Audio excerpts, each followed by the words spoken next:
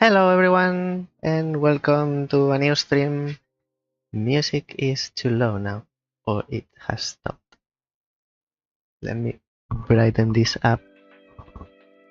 These are last minute checks. Always happens, always happens.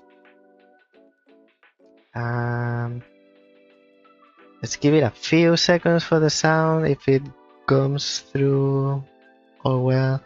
In the meantime, to check the sound I need to be speaking. Hello everyone, this is Mael Duin. I play puzzle video games and similar, sometimes with the people who make them. And as I mentioned last week, today is a special stream because all good. Sound seems to be all good. We are good to go, like they said in Eurovision. I am good to go. Okay. As I said last week, this is a special stream, and now you can see why. I announced it on Monday, but this is real. This is real. I have with me today Jagrif, the developer of Gentoo Rescue. That's not Gentoo. I've been saying Gentoo for a long time until I realized it was Gentoo. Anyway, how are you?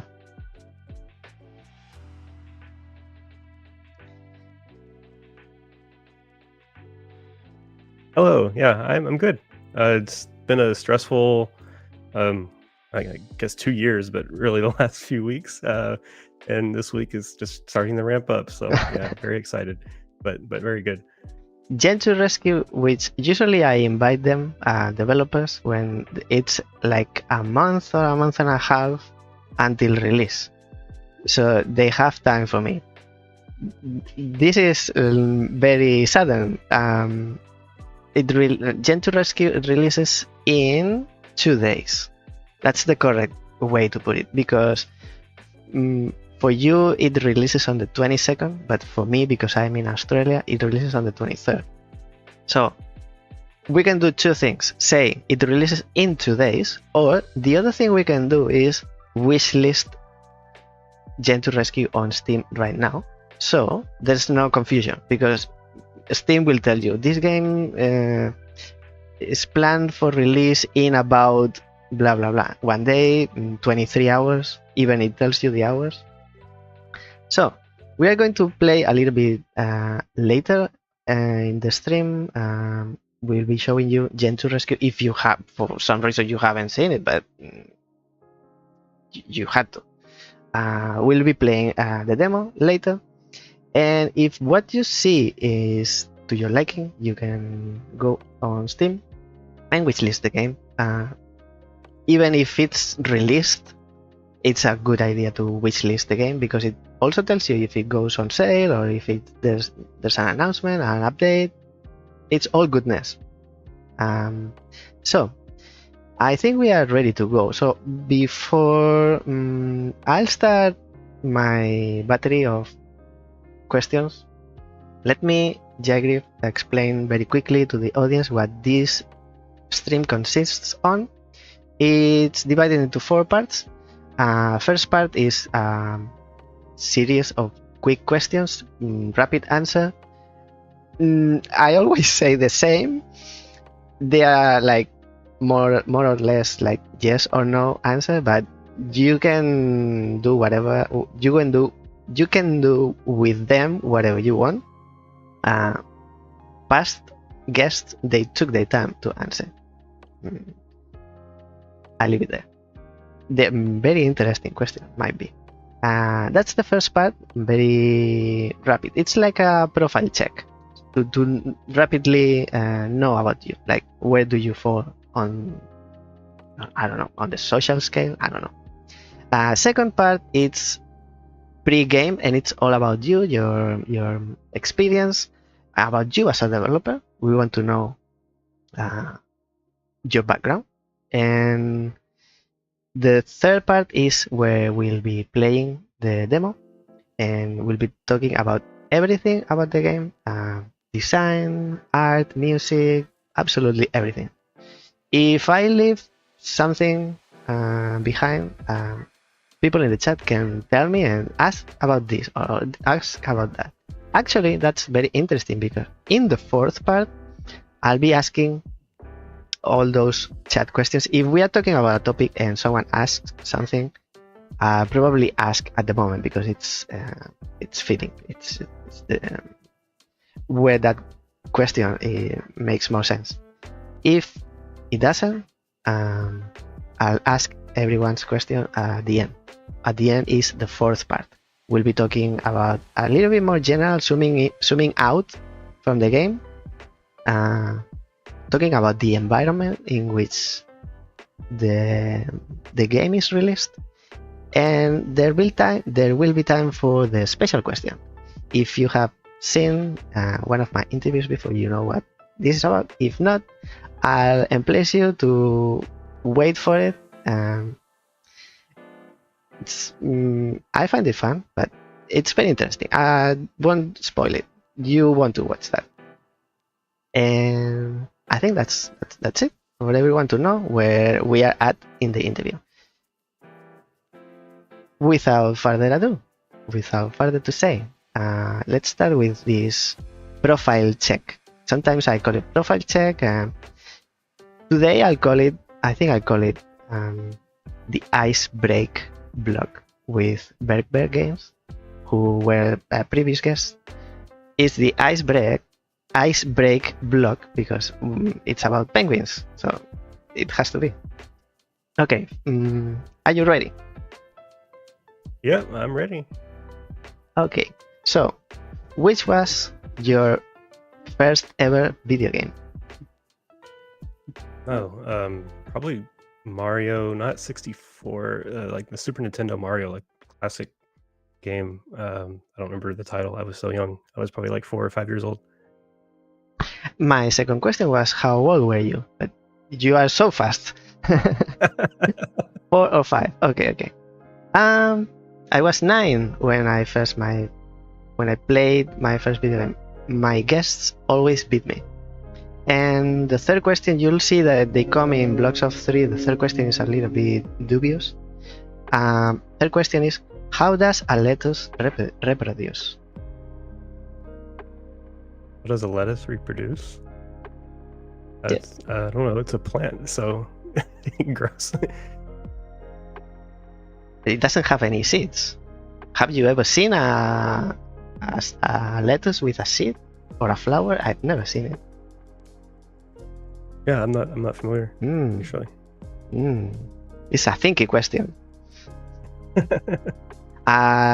Spoiler: it does have a flower. If you let the lettuce grow for longer, it grows a flower. And I couldn't believe it when I learned it. I had to check it, but it does. Next question: favorite video game soundtrack? Hollow Knight's the first one that came to mind. They're supposed to be rapid questions. But I want to change that answer. I don't want to stress you. I don't know if I want to. I mean, I that's the main one that comes to mind. I'll be honest. I play a lot of games on mute, or not. Like I play a lot of games with the sound on mute because I play a lot of competitive games, and so I'm like the super competitive nerd that turn anything non-essential all the way down. For single player games, though, of course, it's not as big of a factor. I think Hollow Knight's probably my favorite. Name a developer that you admire. Well, there's too many. Himpuli is the first one that comes to mind. Developer of Baba Is You. Anime, dubbed or subbed? I'm sorry, I don't understand. Anime? Japanese animation? Oh, I dubbed or neither. subbed? I don't watch. If I did watch anime, because I do watch, like I've seen non-English television shows, I prefer subtitles. Unless it's actually, like, usually the voice acting in English is very poor, so subtitles. Always original, and then subtitle. I'm the same. Tell me a hobby of yours. Outside of games, baseball is a pretty big one throughout my life. Which is the GOTY so far this year, other than Gentoo Rescue? I mean, I have to say Blueprints, right? You don't have to. I haven't played it. That's the one that it took me by surprise. This isn't a game that's built for me at all. Like I don't like the sort of detective type games where you have to look around for clues and observe the environment, and there's puzzles that aren't like clearly puzzles, and there's a lot of non-self-contained elements to it. But I still played it and I liked it, so it's probably up there for me. There's other games I'm looking forward to, but they're not out yet, so it's hard for me to give them an edge over the one I've played. This wasn't planned. Can you say any that you are looking forward? There is one by Blukerstein, and I know him from the Puzzle Gamer Discord. Dittori, I think, is the name. I don't even know if it has a Steam page yet. I think he's planning on releasing that this year, and I played some playtest of that last year, and it was quite good. Otori, you said? What I played. Dittori, like Ditto, Ditori, or maybe there's two T's. I don't know. Okay. It's a game about working with a clone of yourself. I need to keep an eye on it. Next question is third on this blog. I have, if you look at on the live stream, you'll see an image I'm going to show you now. You might feel familiar with it. Can you see it? Okay, so I can see it, yes. Okay, so I need to ask, and if I had to ask one question, it might not be what you think I'm going to ask, but I need to know.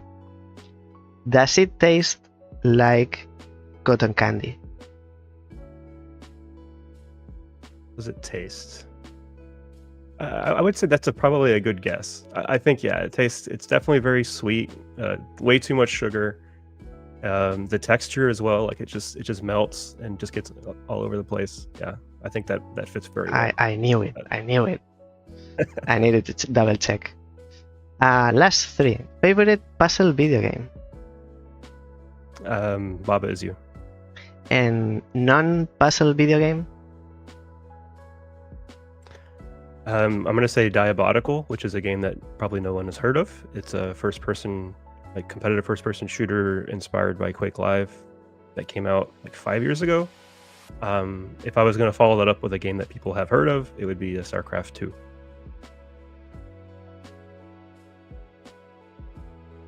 I think Jeremy, my first guest, said the same. StarCraft. I think he said the same. And very last question for this blog, I need to put you on situation. So, do you know about Heard and McDonald Islands? I heard of them recently because of a world event. You might know where I'm coming from. So, these two islands in the middle of nowhere, they are called Heard Island and McDonald Island. They have a total population of 0 humans, and between, this is an estimate, rounded up, between a lot and almost too many penguins. That's the population of this island. They have been hit. I'm going to dispute that. I'm sorry. I got it. There's no such thing as too many penguins. I said almost. Okay, fair. I mean, this is not my study. These measurements are not mine. I'm just a messenger. They are between a lot and almost too many. But you can't reach that. Okay. They have been hit, these islands, they have been hit with a 10% tariff from the US government. My question for you is, do you think that all those poor penguins would feel supported if we all wishlisted Gentoo Rescue in mass right now? Yeah, of course. The penguins want you to, not just in the Heard and McDonald Islands, but also in Antarctica and parts of Australia, like all over the world. Penguins want you to wish list Gentoo Rescue. Of course. We are all equal, right? So, penguins included. So this, I think you did very well. You were quick in answering. So this is the first part. I think with this, audience can have a little bit of a picture of you and your likes. If you allow me, we would move on to the second part, which is about you, now talking seriously about you as a developer, are you a solo dev? Yes. You don't work with someone? No, I hired an artist to do the capsule art on Steam. But apart from that, everything has been me. Yeah, unfortunately. So my follow-up question is, did you make everything for Gentoo Rescue? There are some things. So some of the sounds, I would say most of the in-game sound effects are from freesound.org. I found just sounds that didn't have a license associated with them.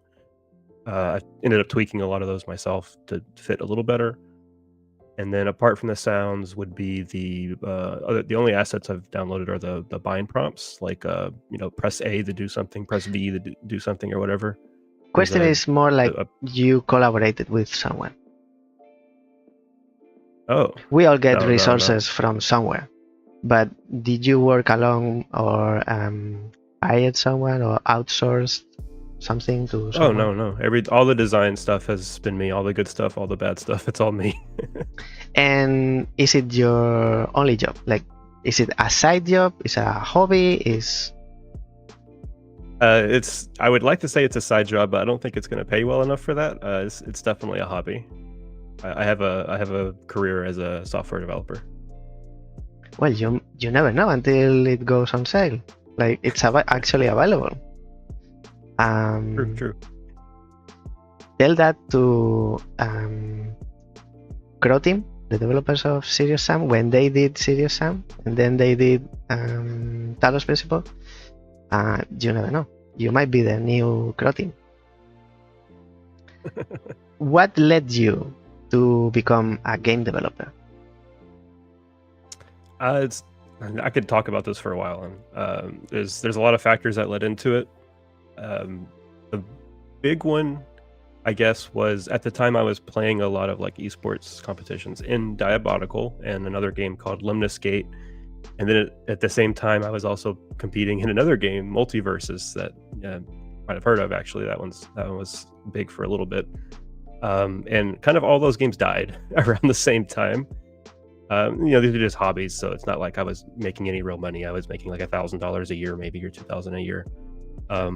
But that was like a big amount of time I put into all these games, and it was a lot of fun, but it sucked to see them all end. And I just felt like having a hobby that would give me some final product that I could build up and build skills along the way, and just carry that forward would be great. I've always been interested in games. I've always sort of wanted to make games, but never to the point where I actually jumped in head first and started downloaded an engine and started trying. But those factors with those games just kind of all dying around the same time. Sorry to interrupt you. What year are we talking about when this happened? So this was about 2.5 years ago, roughly. So end of 2022 was when I think I downloaded Unreal Engine, which is what I'm using for this simple puzzle game. I downloaded that like October or November of 2022, and that's when I started. And I did it with the intention of making this game. I mean, maybe not exactly this game, but I had a sliding puzzly game with inspirations from like Baba Is You in mind at the time. So everything that where you come from is not from a course or a degree, is everything self-taught? Well, I have degrees in math and computer science, and I work as a programmer. So like the technical side, I mean, I don't know the details necessarily, but I can usually pick those up quickly.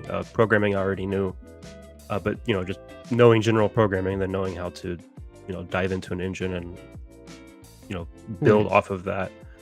There's a lot of things were self-taught. Even programming things were self-taught at that stage. And then of course the art, music, game design, like all of these things have been self-taught and sort of iteratively with the game itself. Game development is one of those jobs where you have to wear a lot of hats. there are a few of those jobs. Developer is one of them. I completely understand. Is what I also am understanding is that Gentoo Rescue Den is your first game. Yep. First game, like, I mean, I made a tic-tac-toe app in like 2012 for like Android. If you don't count that, then yeah, this is my first game. I would. It's experience is experience, even if it's a bad experience, which doesn't have to, but it is. So, what motivated you the most to make Gentoo Rescue? It's you were doing software programming, and then you suddenly thought, I want to make a game. So what's this intention? You wanted to. It's I think it's a little bit hard for me to explain this question. So I always say these examples. Maybe you wanted to prove yourself that you could make it, or you came across Baba Is You and you thought, you know what, I would do it differently. Maybe not better, but I do it. I want to make this game, but I want to make it myself. Like, I would do this and that. What motivated you to develop Gentoo Rescue? Yeah, so the first thing, well, again, there's a lot of factors. One is that I wanted to learn game development, and I wanted to pick a first project that was reasonable for a first-time project. Now, 2.5 year, very long puzzle game with like 300 plus puzzles is probably not that. Scope creep has, sort of come on and ballooned this project just to insanity. But yeah, at the time I was like, oh, I'm going to start with a simple puzzle game. How hard could that be, right? And then I chose puzzle specifically because that's the main genre of a single player game that I like. There's some other single player games I like Hollow Knight and Terraria, these like, big Metroidvanias or like open world, like RPG type games. Those are things that are outside the scope of sort of what I would consider a good first project. Also, they have things in them like, Hollow Knight has a lot of lore and story and stuff that like I personally am not so interested in. So I try to stay away from those. So yeah, basically between like on one side you have like competitive multiplayer games, which are obviously out, and then you have these single player, like these giant RPG or Metroidvania games that's also out. So yeah, what remains is the puzzle game. I played Baba Is You in 2020. So like, yeah, it was very beginning of 2020. So basically 3 years before I started this one, and that, maybe fall in love with the puzzle genre. Before then I had played Portal and I liked it, but it was never like, oh, this, I'm a puzzle gamer now. But Baba Is You kind of did that for me. And then there was also a board game I played a lot in college. This was like 2016, 2017, called Ricochet Robots, which is kind of the basis of Gentoo Rescue. So in Ricochet Robots, you're controlling several different pieces called robots, and you basically have to have them work together to get one to a certain tile, and it's using sliding movement. And so I had the idea of, I had this game I really like, Ricochet Robots, and I have this other game I really like, Baba Is You, that, introduces a bunch of, elements that you have to, make deductions around, and you can change how certain things behave. And so, the game kind of started out as the idea of, oh, what if I take Ricochet Robots, but then I add like all these power-ups, and the pieces will now behave differently, and then you can maybe have puzzles where you move the power-ups between them, and the power-ups can interact in certain ways. And yeah, anyway, so this just led me down the road to Gentoo Rescue. So it was more like an exploration, like, hey, let's see if this works. Let's try to this and that. Keep like an exploration. I understand.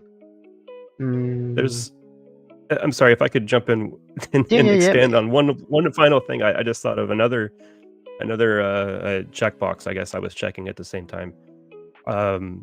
Is that it's not just that I wanted to learn game development, I also wanted to learn puzzle design specifically, as some of my aspirations to make maybe bigger projects, maybe like an FPS or something like that, or a strategic type game. Puzzle design, I think, is a very good skill and something that I wanted to learn and hone. And so making a puzzle game allowed me to do that. And I think if future projects that'll come up. And they always say, don't make a puzzle game, make a game make a game in a genre that's more popular, but then sneak in the puzzles. And you can't really do that unless you have a good background in puzzle design. You want to make puzzle games, but you need to know that there are many types of puzzle games. So within the genre, you can also pick a specific kind of, like, I've seen other developers and other people working in development of puzzle games make talks and some talking about how to develop and the tools that they show, they don't work for every type of puzzle. So it's very interesting. Developing and learning how to make a puzzle game, it's not one path. You can take many different paths. You started the development like 2 years and a half ago, Seth? That's how long it has taken to develop Gentoo Rescue. My first encounter with the game was 1 year, a year ago, in 2024. So it was more or less like half development. You don't need to ask me if you want to add, and this is your moment, this space, this time is for you, so feel free to go as long or as short as you want. That will be, I think, the most interesting questions to know your background, where you come from. They are not related to the game, but I think that these questions are important for people who want to get into the field of development and game development. And it's interesting that you and everyone that I invite, they explain their background and the path they took, because it's unique for everyone, and everyone that wanting to jump in, they can see themselves reflected, like, oh, I can do this, or I haven't studied, but I can do it, or if I want to do it, how long would it take me, or some examples. So I think they are very interesting. Thank you so much. With this, we finish. We can start the third block, which is where we start playing the demo, not the full game. I'm not that privileged. I'm privileged to have Jagriff, but not that much. So let me start it. Give me a second, because I need to move everything to the side. Sure. And push a few buttons with hopes that nothing breaks. No, you're going to get a Steam update, and you're not going to be able to access Steam for an hour. Actually, I opened it while your last question, it was updating, and I was like, please don't break now. Gentoo Rescue. I'll ask your opinion. I have my file. It's finished. I mean, it's finished. I have completed the demo. I believe it would be more interesting for everyone watching this for the first time that I make a new one, right? A new profile. Like, yeah, I agree. That would probably be best. So create new. And yeah, I've had so many things going on. I've been wanting to update the demo. Hopefully I can get it before the game releases, but yeah, it's a busy week. So yeah, you're playing, I think, a slightly out of date version. I don't think you're missing anything though, just maybe some music. Call me maybe. Play. I've seen you are one of those that you post your updates and your development, which I really appreciate, that you talk about your game without being finished. Like, it's not a finished product. it's so valuable that you do that. And at the same time, you are exposing yourself because you are showing something that is not finished. It's more prone to critic, which at the same time is valuable to you because you hope people will give you feedback. Not everybody does that, but I appreciate that. Music of the game can be too loud? Yeah, you should be able to adjust it individually. Yeah, the I- music's unfortunately the last thing I've had time to work on, so I've been trying to rush some things in the last couple of weeks, getting everything sorted out. Because I'm not playing, and usually I adjust my volume on the headset so it doesn't affect anyone. But because we are going to be talking, we want to listen to the voice.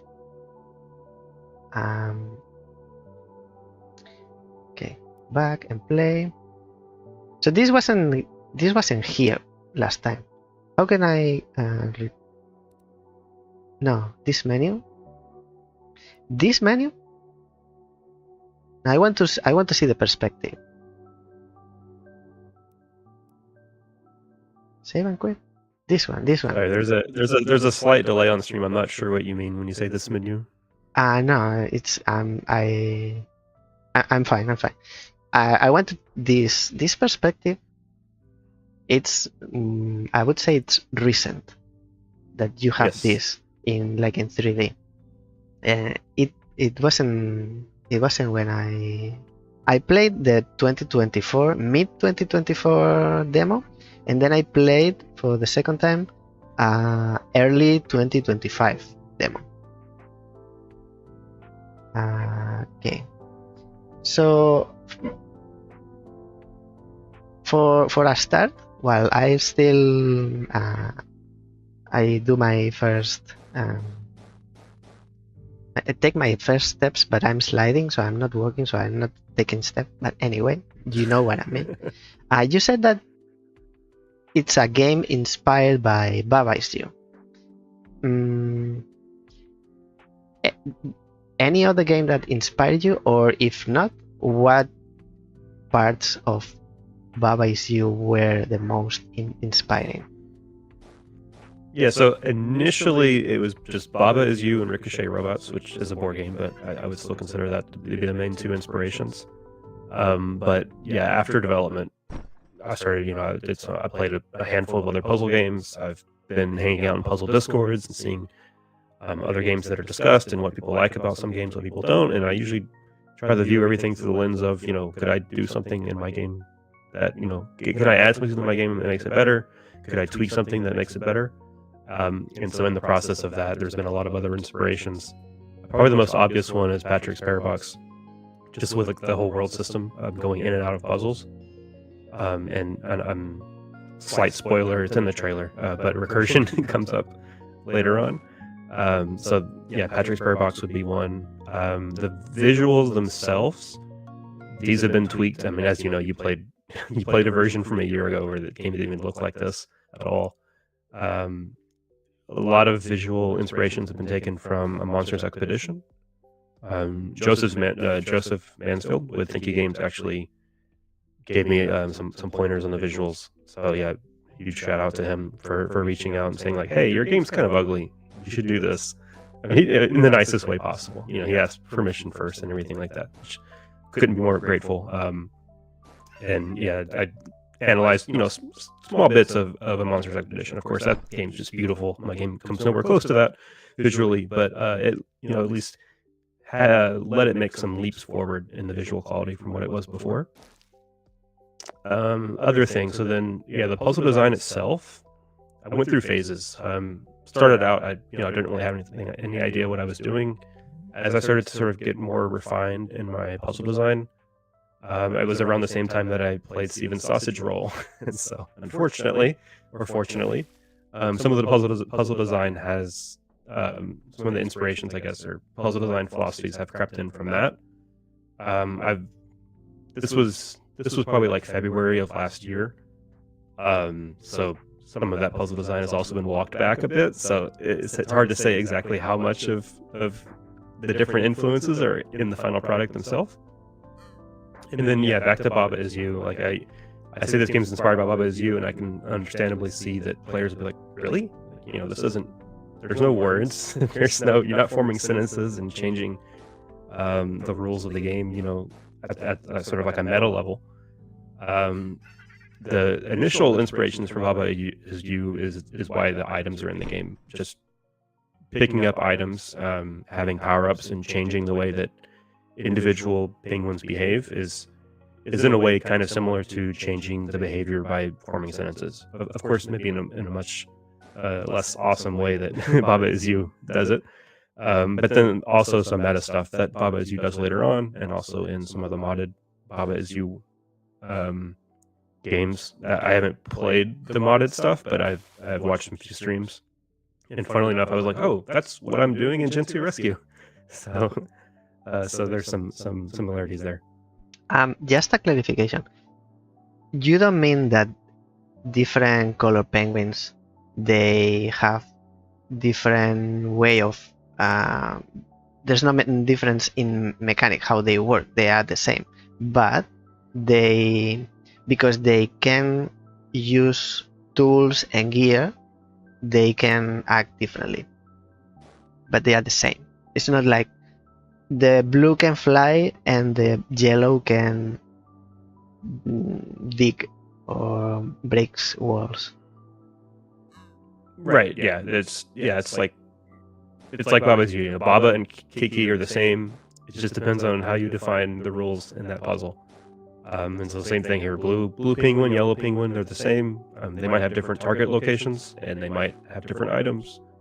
Or they might be able to pick up different items, or you might want to, make sure you get the right item to the right animal. So, yeah, I mean, in hindsight, this isn't as close to Baba Is You as the main mechanic there is, again, just insanely awesome. Inspiration can be anything. Can be, oh no, because the music of this game did this, I based my game around this, and then I expanded in a different way. So it can be inspired by the art, the music, the mechanics, but you don't see the mechanics, you experience the mechanics. So it's not immediate when you say it's inspired by something, like in this case Baba Is You. But tell me what? It's not like they look very different games, but it can be inspired by many aspects of the game. And it's a different game, but what makes it unique? What makes Gentoo Rescue unique, different from similar games? I think the biggest thing is the slide. I mean, well, the whole package I think is very unique because it kind of I asked Lord Victor, a puzzle curator with Puzzle Lovers on Steam. I was watching one of his early playthroughs. He played a little bit of the playtest, and he's like, "This game is like every popular puzzle game that came out in the last 3 years, and combines them all into one game." And so I think that's sort of the biggest thing about Gentoo Rescue is that it sort of has just a lot of elements in it. It's very maximalist in a way, but while keeping the individual puzzles very minimalist and simple looking, but not necessarily simple to solve. But apart from that, I would say the biggest thing is the sliding movement, which is kind of a weird thing to say because the sliding movement is like so overdone in puzzle games. Like if you just look on any app store on any mobile device, you'll see just so many sliding puzzle games. But I think my game, Gentoo Rescue, I think it does it in a very unique way that makes it good. Because a lot of times sliding puzzle games, especially if you have just a single agent, they just end up being a maze, and it's just trial and error. You go off in this corner, oh, dead end. You go off in this corner, okay, dead end, right? And that's not the kind of game this is at all. This is a very thinky game that kind of like plays a little bit like a Sokoban, where you make deductions. Plays a little bit like rule discovery, where you have all these elements and you have to figure out how they work together and how you can use it to solve the puzzle. And so I would say sliding is the thing that is the least unique about the game, but then the execution of the sliding is kind of, I think, what makes it the most unique. And on those terms, I would also like to shout out the only sliding game that came out by the Recurse developer, I think last month, which also does sliding, and I haven't played it yet, but based on what I've seen of it, it looks like it does sliding in a similar manner to this, where you have very deducible puzzles, very small puzzles, but still very difficult, and not necessarily just giant mazes.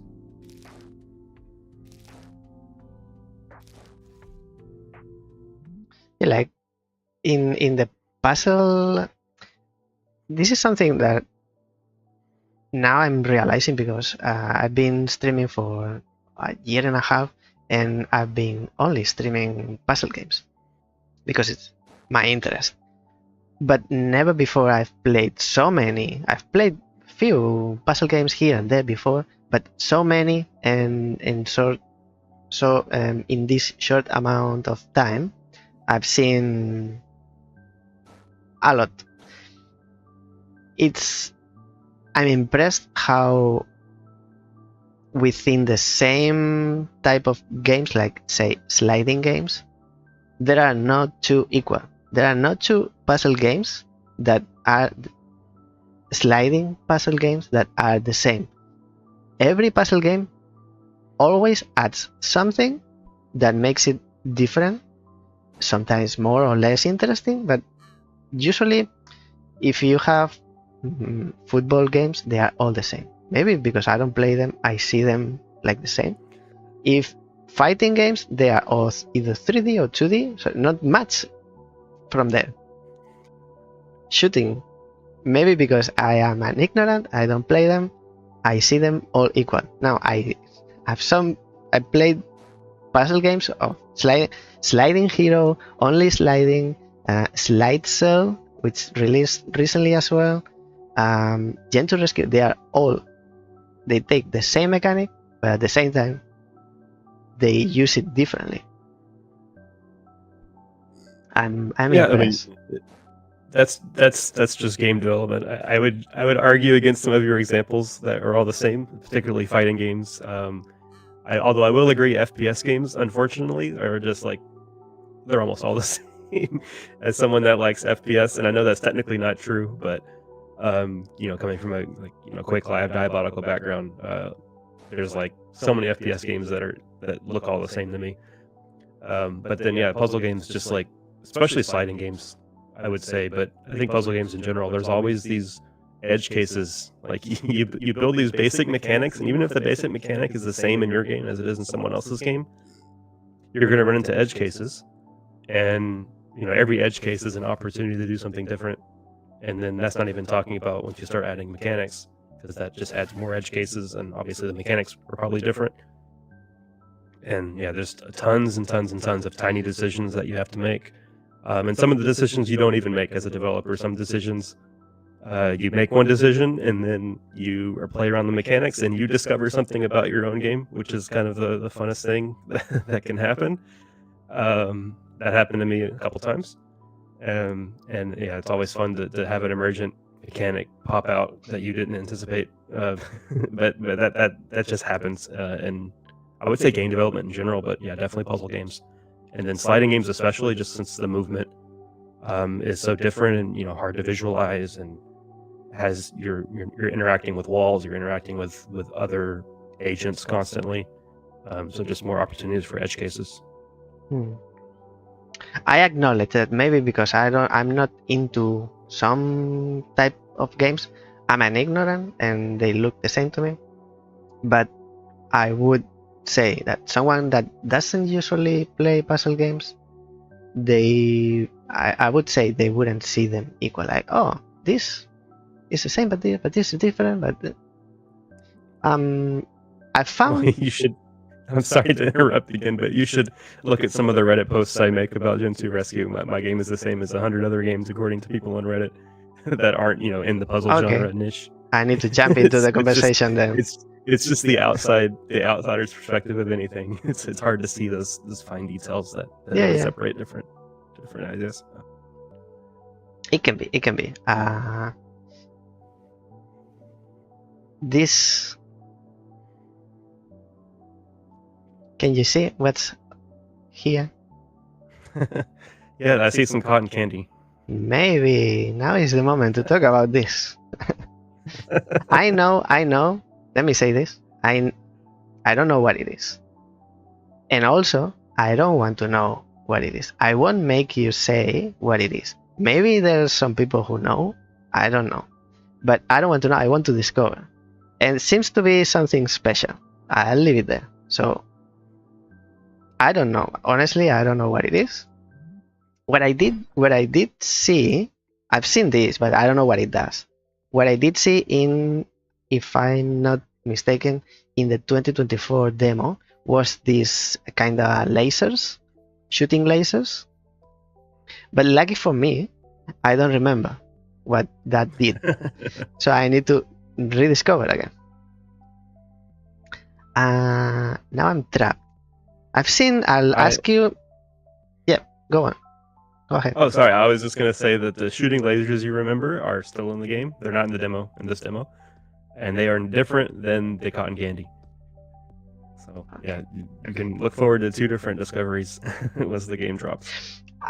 Yeah, because I watched in the trailer, I think it was, or in some screenshots, I saw the lasers.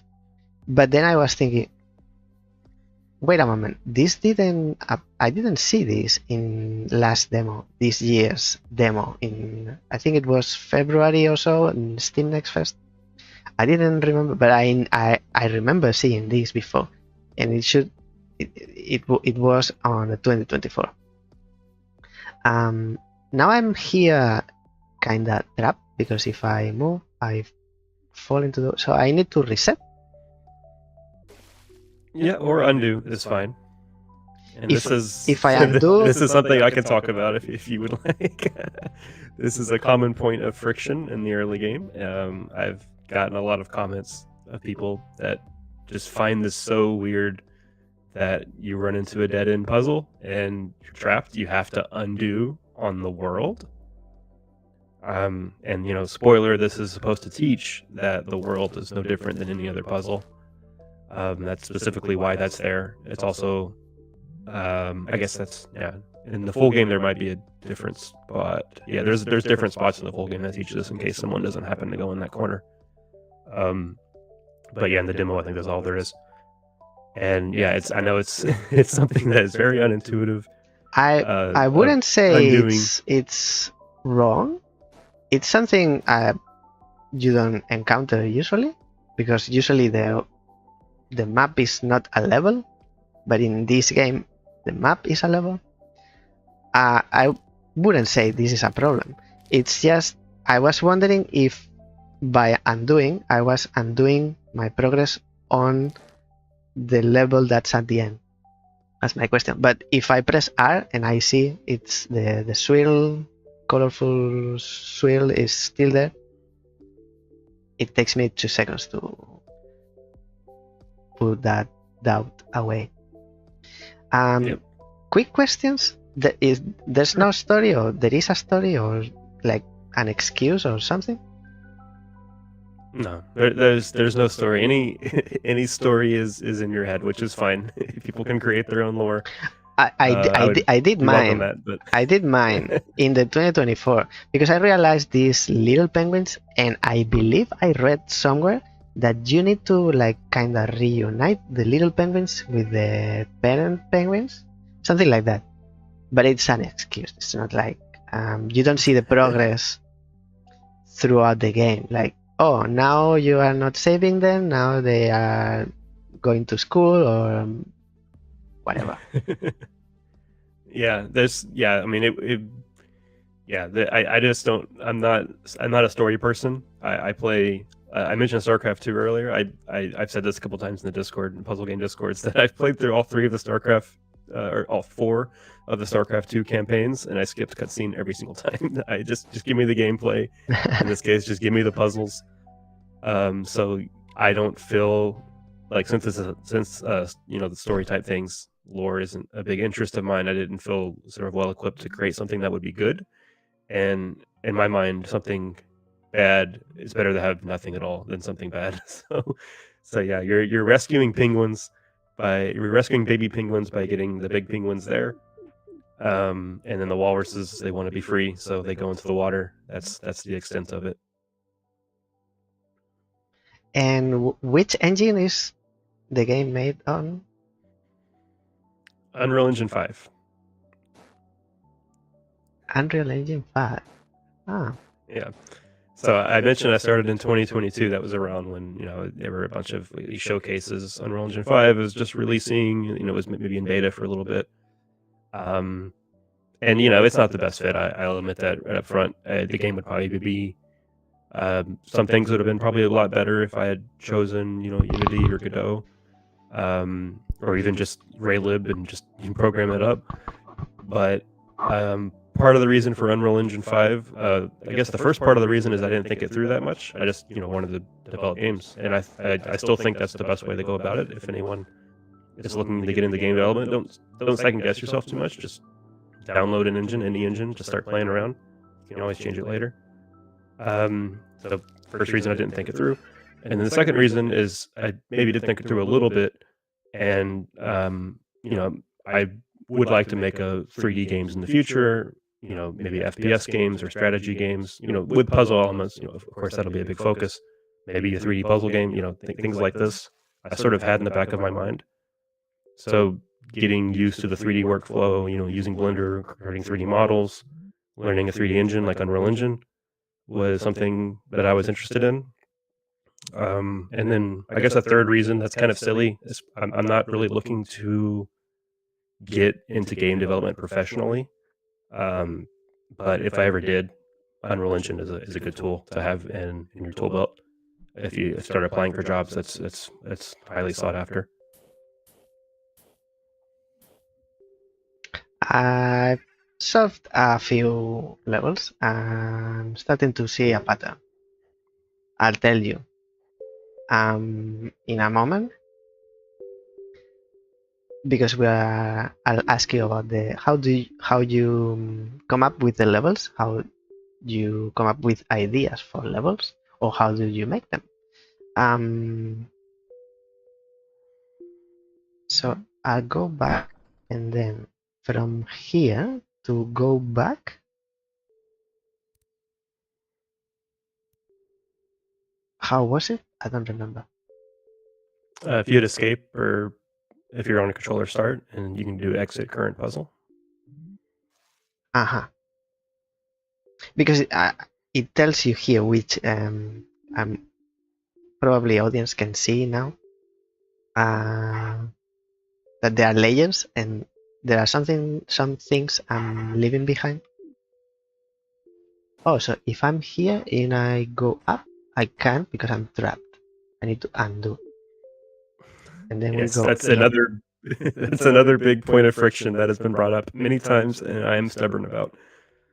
Tell me about it. Tell me about it. I don't understand why. The idea that once you land on a puzzle, you aren't allowed to leave it. It's just, it's just very unintuitive. It's very unnatural that, I moved left and landed on a puzzle. I want to go back to where I came from. I should be able to move right. And that's true, I guess, in a lot of situations. Like this situation here, there's no reason I should disallow you from going back to ground rules. But just in general, with sliding movement, if you move right and then you move left, you're not always going to end up where you started. So if I didn't lock your movement on a puzzle, there would have to be some other solution to basically force a certain progression in the game, or to prevent things. And this is the one that I found, or I still find, to be the most elegant and to be the most, like, I guess, systemic, where you have this system of locks in your game and you build your puzzles. It takes a lot of very careful design of the world puzzles themselves, and like, where do you place the levels? Because wherever you place a level, if that tile has to be landed on, then now that's a required puzzle. And then if that tile doesn't have to be landed on, that's an optional puzzle, and that's only communicated to the puzzle design itself. So yeah, it makes things very difficult on the puzzle designers side of things. And in some ways, it makes it harder to communicate to players, what's required, what's optional, and also maybe a little annoying for players of like, why can't I go back? But yeah, it's just a choice that I still stand by. But you can always undo. Just hit the undo button, and getting players used to hitting the undo button, that could never be bad in a game like this, because I had one player tell me that undo is kind of a meta action, because it's not like something you do to solve a puzzle. But maybe it is sometimes something you do to solve a puzzle. So that's. I've seen games developed or the main mechanic is the undo. Undoing is the mechanic. Very Yeah, interesting. trace undos is one that I know. Yeah. Few things from this point. Sometimes it happens to me that I find something in a game and I tell the developers, hey, this doesn't seem to work, this is wrong, I don't like it. And then they explain why they did it, and then suddenly I think, oh, actually it makes sense. Now I want you to keep it. So now first impression is, why am I locked? If I come from up, why can't I go back and go up? But now I see that you are kind of like locking as you said, locking the progression. I need to solve this puzzle before I can access this one. This is a map, but just because there aren't walls in between the levels, it's like if I was playing a Super Mario World, I cannot go to level 7 if I haven't finished level 1. So now it makes sense. And also I see that this appears when you insist. There's this UI or indication that you need to press undo. What's this? The swirl, the white swirl on the lock?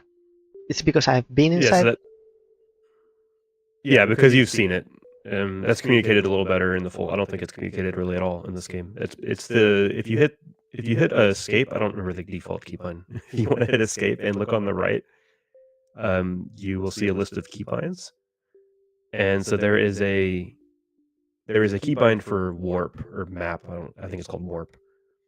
And so when there's not a keyboard for mouse, a keybind for mouse. You can create one if you have the settings and do all the stuff. But since you're using keyboard, if you hit a keyboard key, you can see the keybind for warp. G. Within. So then, yeah, if you hit G when you're in the world, and again, this is stuff that's not really taught in the demo. If you hit G when you're in the world, you can then warp to whichever puzzle you want to go to. So any puzzle you've seen before. And so that's demonstrated by either having the puzzle be solved with no lock, or if the lock's still there, by having the spiral on the lock. And now if I go back and reset, so I'll tell you this and maybe you can take it from where I leave it. You are placing, in this case, like I'm going to talk about this puzzle, and this other puzzle. So the one I'm covering with my head on the image, and the two subsequent. Restart. So this is the initial point. So you are placing, maybe this ties with how you develop the levels. You're placing the penguin near to the ending point, like the exit or reuniting the penguins. They are very close. So you are making, I'm guessing, you are making the player think that they need to go towards the circle. So you go towards the circle as the shortest path, but you are failing. Okay, so that's not the solution. You need to do something else. The first idea that I had is not correct. So I need to find another idea. So you're creating a process within me. Now I need to look somewhere else and start exploring. Let me show you the next one. Something similar. I felt something similar. Like the red one is next to the red penguin, so it should be very easy. But now we are controlling two. So I put this one, but this one now doesn't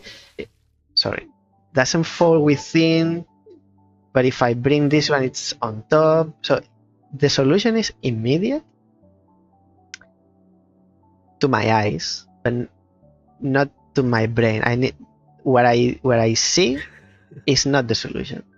I need my brain to catch up with my eyes and come to the solution, like find it. I see the ending, but my brain hasn't made all the. It's like when you solve a maze, a maze, you can see the entry and the exit. You immediately see both, but your brain has to go through all the path. And this other one, I think it was. Yeah, so there's a lot of small details in both of those puzzles you just showed. It's like just small decisions that the player is forced to make, and if they make the wrong decision, they fail the puzzle in a way that's obviously failed, so that they know that they have to undo and reevaluate. bringing the yellow is very easy.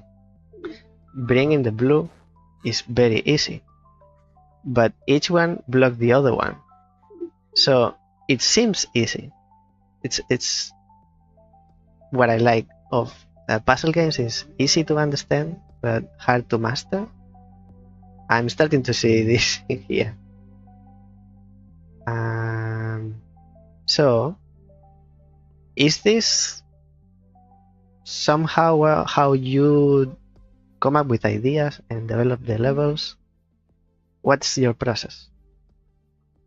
Yeah, that's a big part of it. No, that's not the idea usually. The puzzles usually start from an idea, and so the 3 puzzles you discovered, each one does have an idea. The first one, the landing, where you just have a single penguin, that was the idea. Yeah, teach the player that they slide over targets, so they slide over their goal tiles, and so then once you have that base idea, then you have to develop the details and actually create the puzzle. And that's where these small decisions come into play. It's like, okay, I want the player to learn that they will slide over the target. So how can I do that? Well, let's just put them really close to the target and let them slide over it and fall into the water. And then that's the best way to learn, right? It also gives the player sort of a hook, or it gives the player some initial idea of like what to do. Because the worst case scenario is you give them a puzzle, they open the puzzle and they're like, I don't know what to do, and then they're not going to do anything.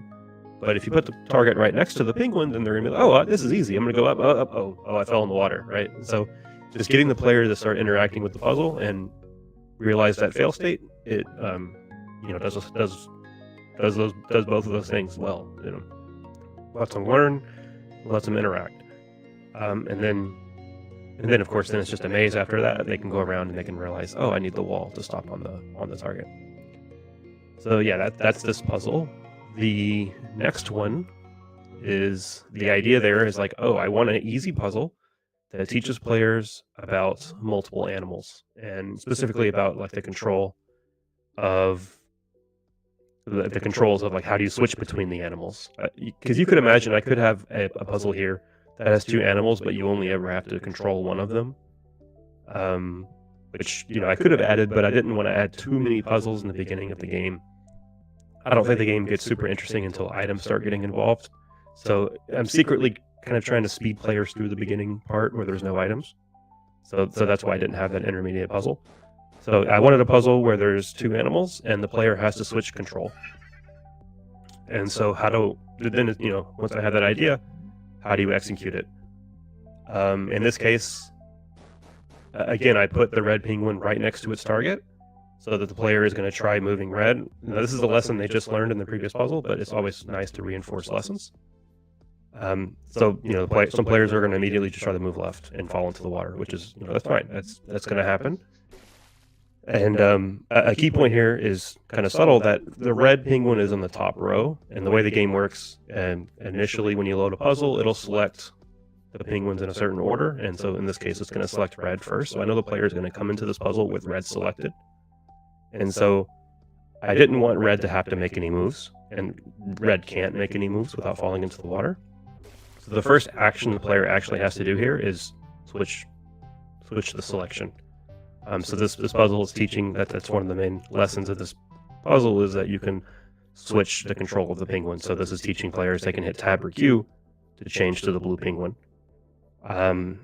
But then it's still a little tricky, right? Because even once you realize you have to switch to the blue penguin and you move the blue penguin, the players at this point might not know how the penguins interact when they hit each other, so that's something they can experiment with.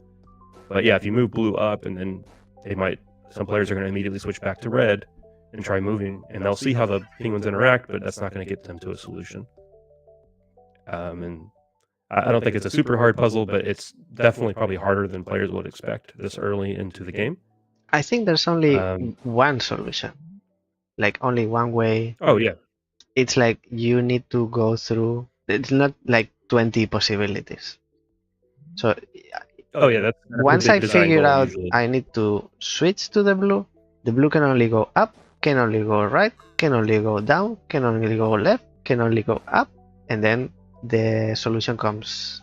It's apparent. Now I change again, and then so you can only do one move at a time.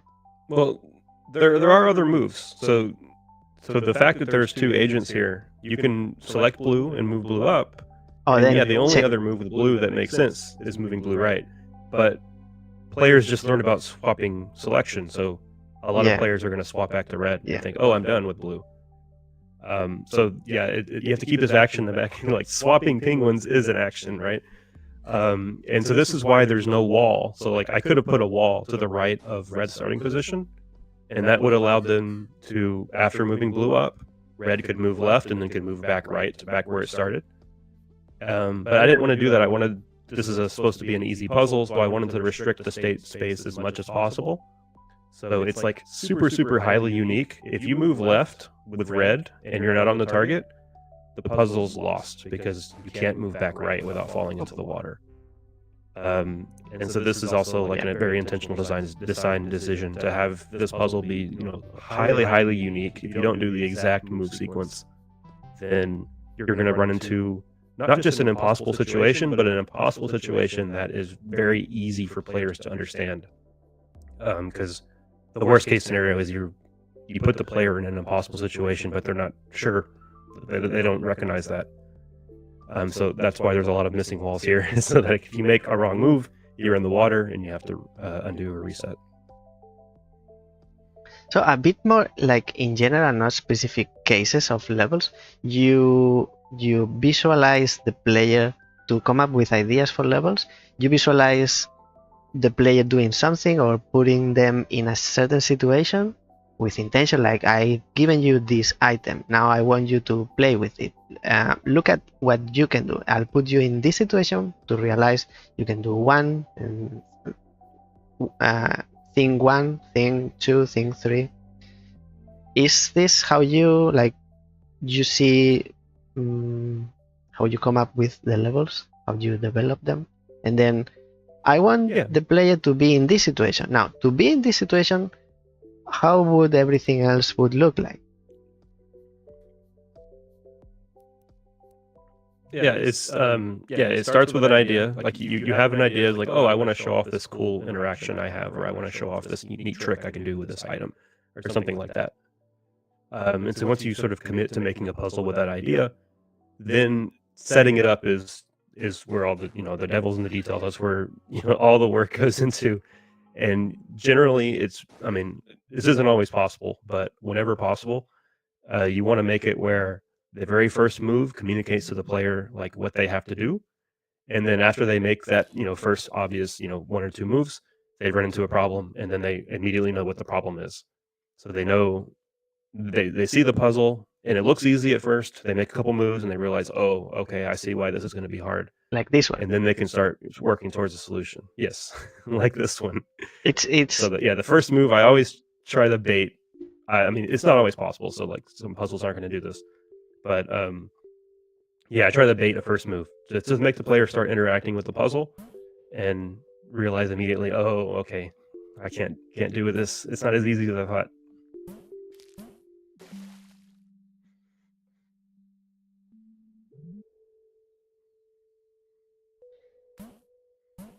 I think I remember.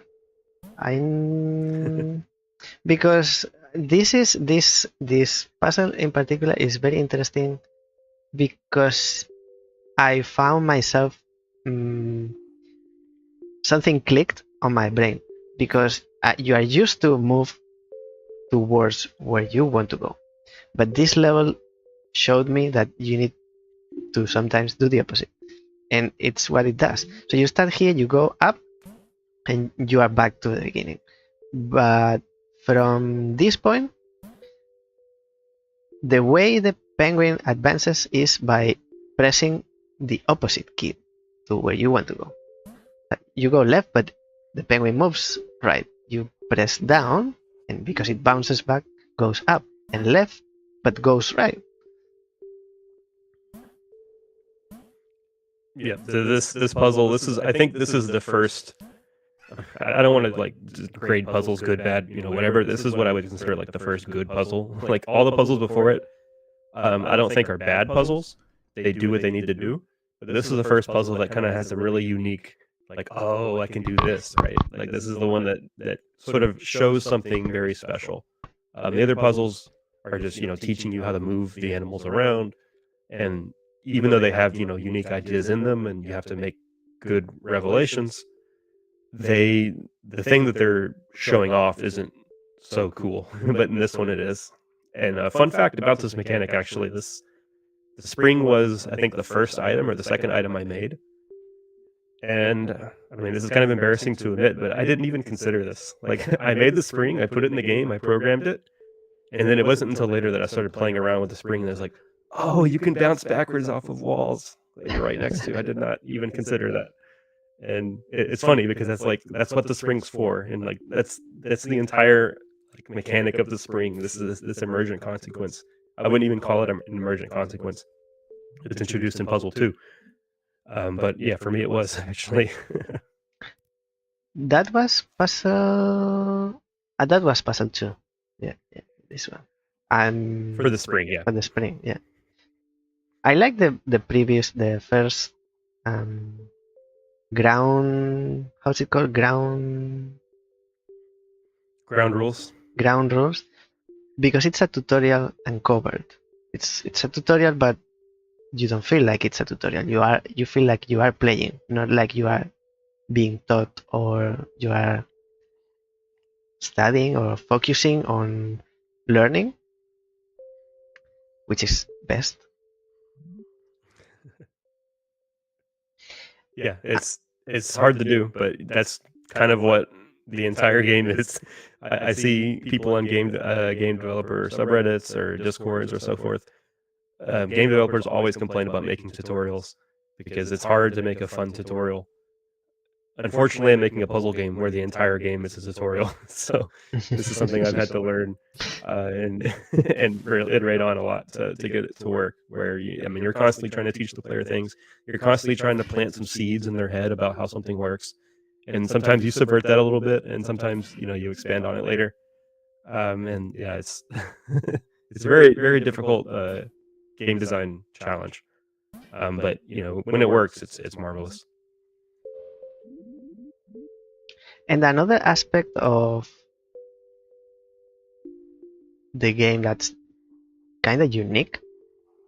You mentioned a game before. I haven't played, but I know the concept of a level within a level inside a level. That idea.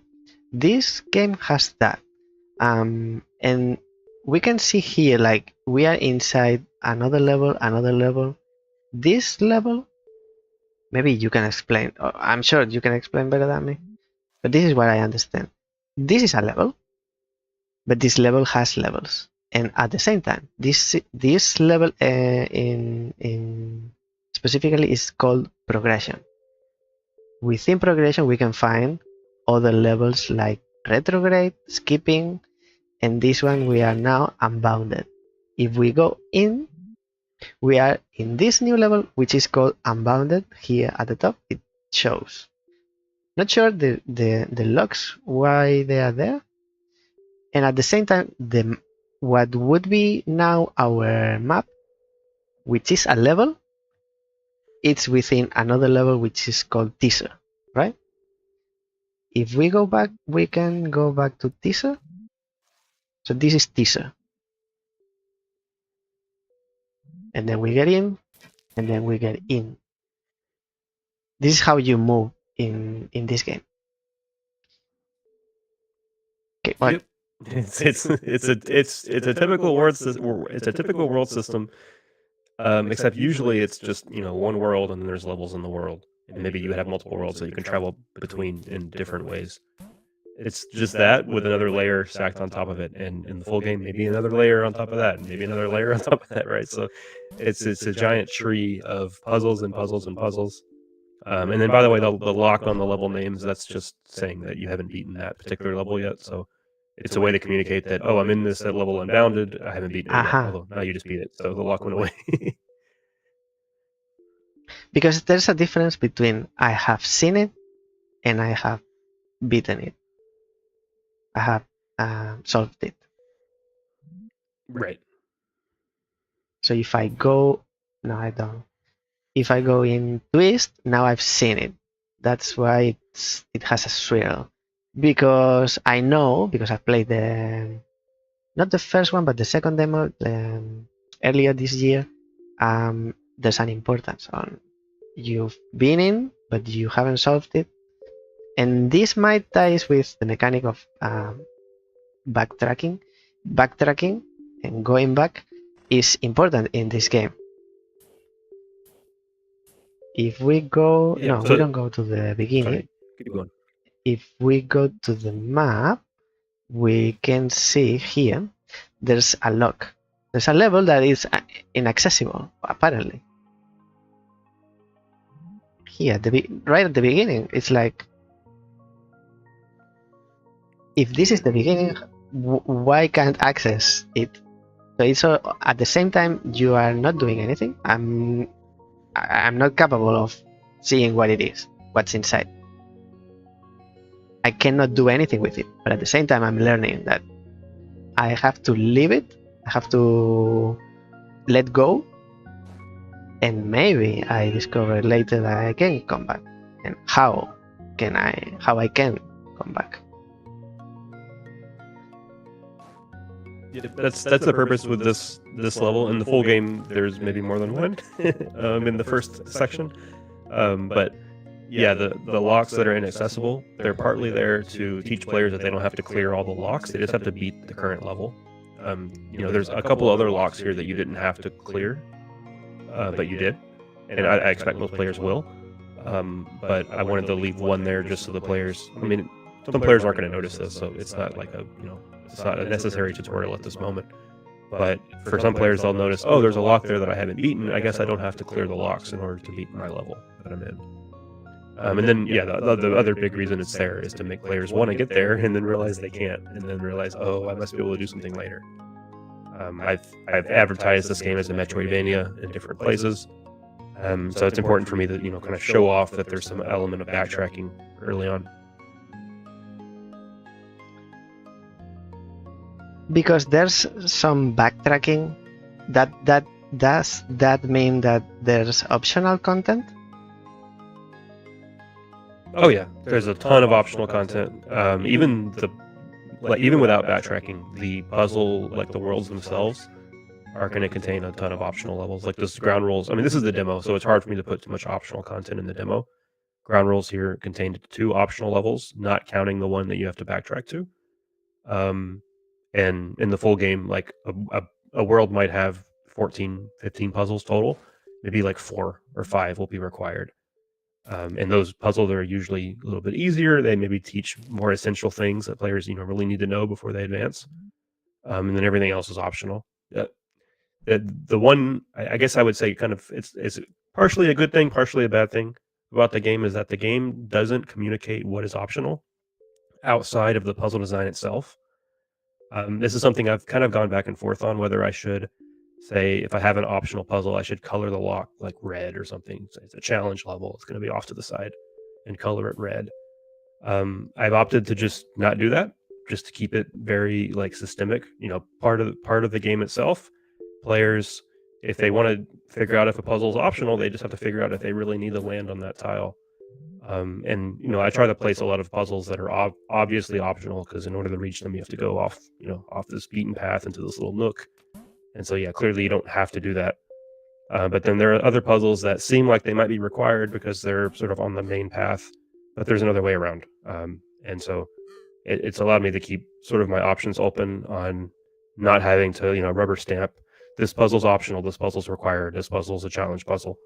It's just, I mean, I've had to think about this and I've had to design the worlds around it, but I haven't like explicitly communicated these things to the players.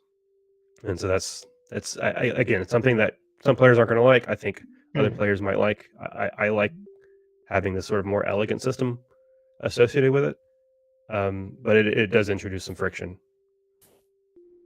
I'm on the side that maybe I'm understanding better now, and I'm more used to because I've experienced. But my first impression was it gave me a little bit of anxiety.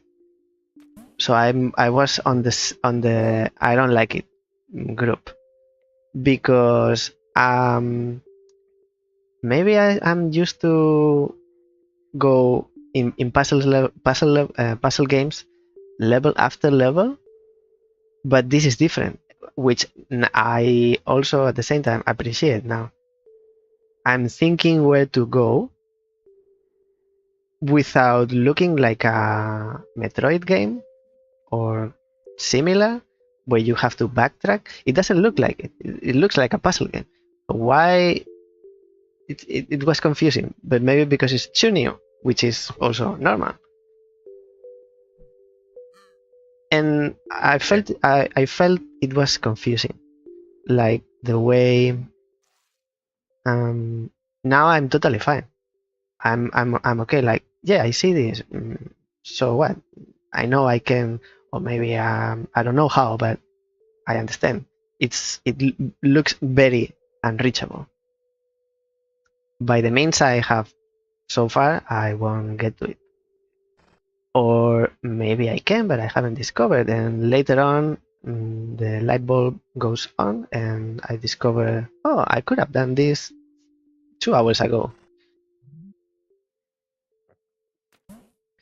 Yeah, I mean, that's the goal. That's unreachable puzzles are there. Yeah, it's it's again teasing those two things. It's teasing that you can come back later and solve it. Then it's also teaching that some players are going to just beat their head against the wall. They're going to say, "Oh, there's this puzzle here. How can I get to it?" They're going to spend. I watch people play the demo. The demo doesn't do this as well as the full game. It was kind of designed very quickly, but I watch people beat their head against the wall in the demo for like 10+ minutes trying to figure out how they get to this level when it was actually impossible. So that's that kind of breaks my heart because that's a really bad situation to have in a puzzle, is to not communicate when something is impossible. And so I try to keep things more obviously impossible when I can. Although you can't cater to everyone. So this is a game for what I've been calling puzzle sickos. This is a sort of a harder puzzle game, despite the looks. And so yeah, I've opted to keep some of that friction in the game. I'm sorry if it causes anyone too much anxiety. I think players will get over it. I mean, if they enjoy the game and they keep playing the game, they're going to get over it very quickly. They're going to get used to the way the meta structure is and internalize these things. But yeah, at the beginning, I can see how it is a little daunting. I'm easily excitable, or whatever the way is to say it correctly. I get anxiety very easily, but I am okay now. Like, I understand. And in regards of this, how do you feel with players missing out on content? Because I remember probably it was a trend in the 2010s or so, like developers made something for the game and they wanted the players to see everything. Everything was mandatory. Because I've put my effort and my life and I poured myself into this, I want you to experience it. But now it's more fluid, more like open. It's not that of a big deal. You are assuming, and in puzzle games maybe, or in open world games, in some type of games, you can assume that they are not going to experience absolutely everything. How do you feel with designing a puzzle that you think like maybe it's very interesting, but they miss out because it's optional, because it's maybe you can explain better. Maybe you separate them like this is very interesting, but it's on the leaning towards the hardest type of puzzle, so I make it optional. Yeah, there's a lot of considerations there. So there's puzzles that um that are just too difficult and they can't be on the main path, and so I have to stick them off to the side, even if I think they're really interesting and maybe they teach something important. Um, Actually, in the case when they teach something important, usually I have to just make the puzzle easier because I need that on the main path. But if they teach something cool or show off something cool, and but there happen to be difficult puzzles, then unfortunately, yeah, sometimes I have to put them off the beaten path, and it does suck that players are going to miss out on that. But at the same time, I kind of want players to miss out on that. Like I don't. Um, some people are going to go through and try to beat every puzzle. I mean, that's the way so that's the way I play puzzle games, and so I expect a lot of puzzle players are going to do that. But I don't think that's going to be the best way for everyone to play this game. People that are newer to puzzle games or have difficulty visualizing the movement system and things like that. At the beginning of the game, that's not something that I want to sort of recommend for everyone to do, and that's another reason I've sort of tried to teach that there are optional puzzles that you don't have to beat everything. Um, but from a game design standpoint, I'm kind of just leaving that up to the player. Like I'm treating the player as an adult. They can do, they can manage their own fun. Part of that is also like the hint system and the journal system. Some players are going to use that a lot. Some players are never going to look at it, and that's perfectly fine. That's something that again, I'm letting the player sort of decide how much assistance they want, how much direction. If they reach a really hard puzzle, some players are going to just beat their head against the wall. Some players are going to think, I'm going to come back to this later. And some players still will like, I'm going to look up hints, right? And so I kind of want to try to cater to all three of those audiences by just letting the player choose what's best, which, in hindsight, that might not be the best game design philosophy, but it's just sort of my philosophy. I used to actually teach in college. So that was something that I kind of did in the teaching as well. I kind of, let the players, the students, uh, be responsible for certain things, and not trying to spoon fed and letting everyone do everything, because sometimes that's not possible. And so this is just from the standpoint of like optional puzzles that are on the main path.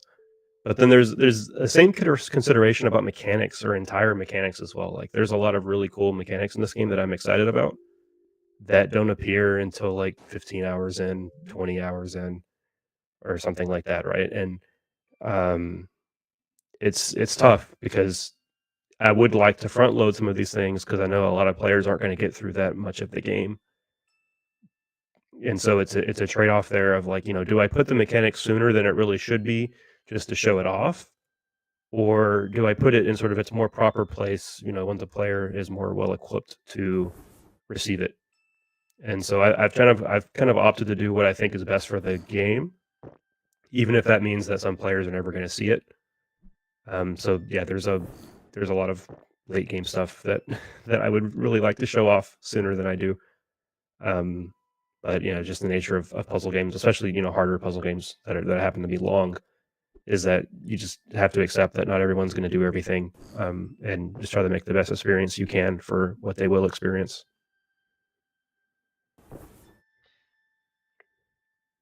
It's not like on weight on a scale how much it weighs, but do you have a number of puzzles? Like there's 100, 150, and more or less how on a normal playthrough you have the whole game. You've had people play normally without finding everything.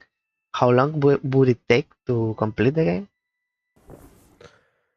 I wish I had better answers to this. Like I've done a fair amount of playtesting, but like I've been like it's not like I had the game here, playtest it, and then I watched them play the whole game. Like I was constantly like doing daily updates, so it's hard for me to really gauge.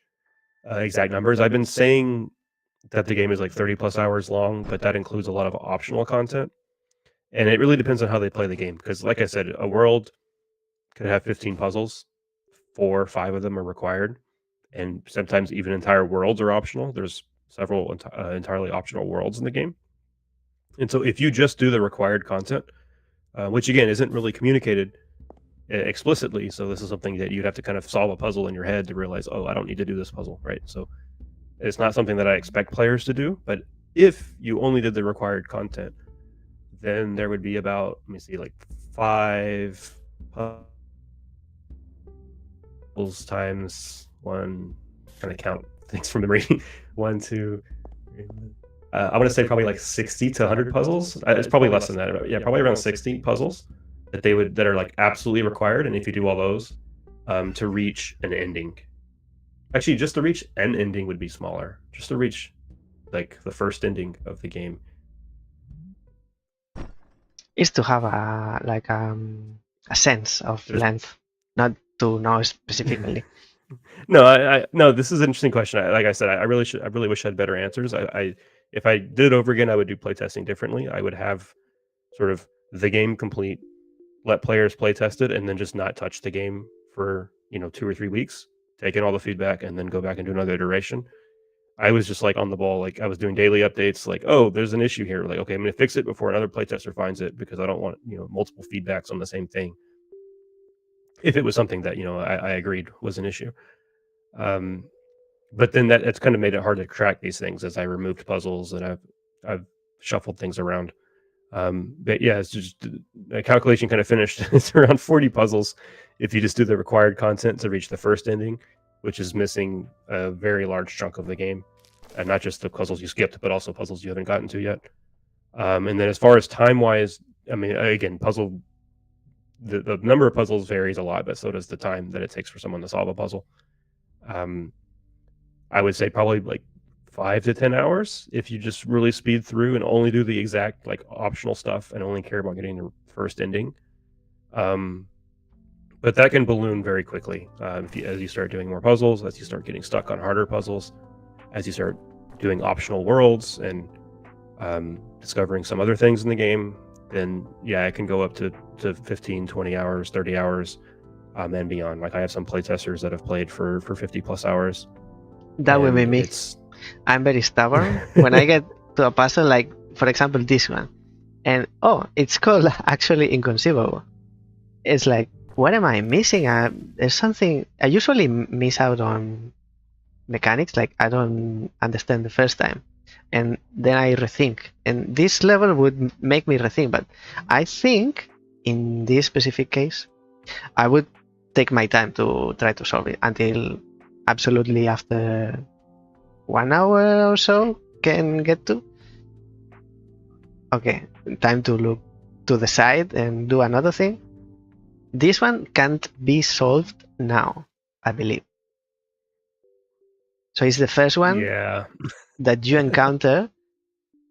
I appreciate that it's very clear.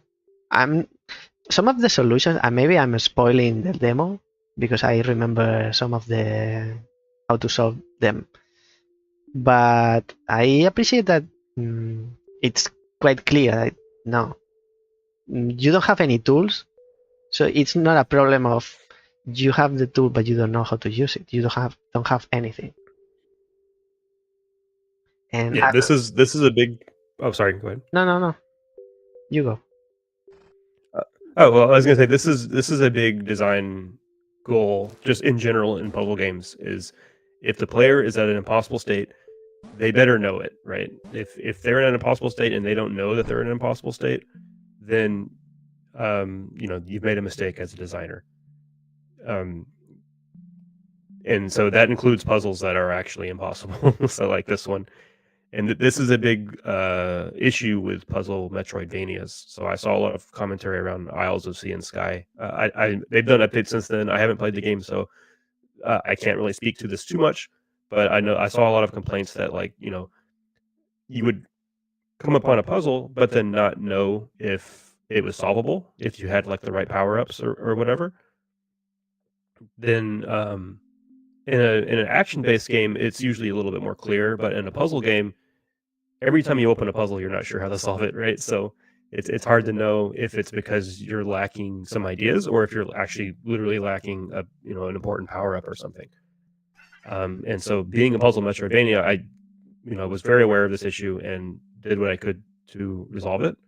I always have the backup plan of having in-game hints, and the first hint on these sorts of puzzles will always say, "Oh, this is impossible." But I didn't want to rely on that because I know some players are never going to look at hints.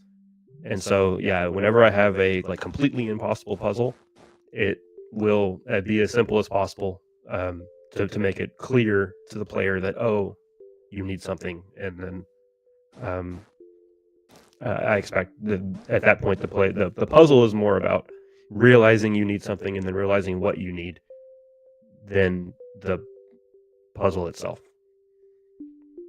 That is one of the reasons I didn't enjoy Animal Well as much as the majority. Because on the positive side, that Animal Well doesn't tell you anything, so everything is discovery, and it felt rewarding to me. But on the negative side, I felt lost way too many times. And so many of those times, the problem was me. I didn't know how to use the tools, the toys.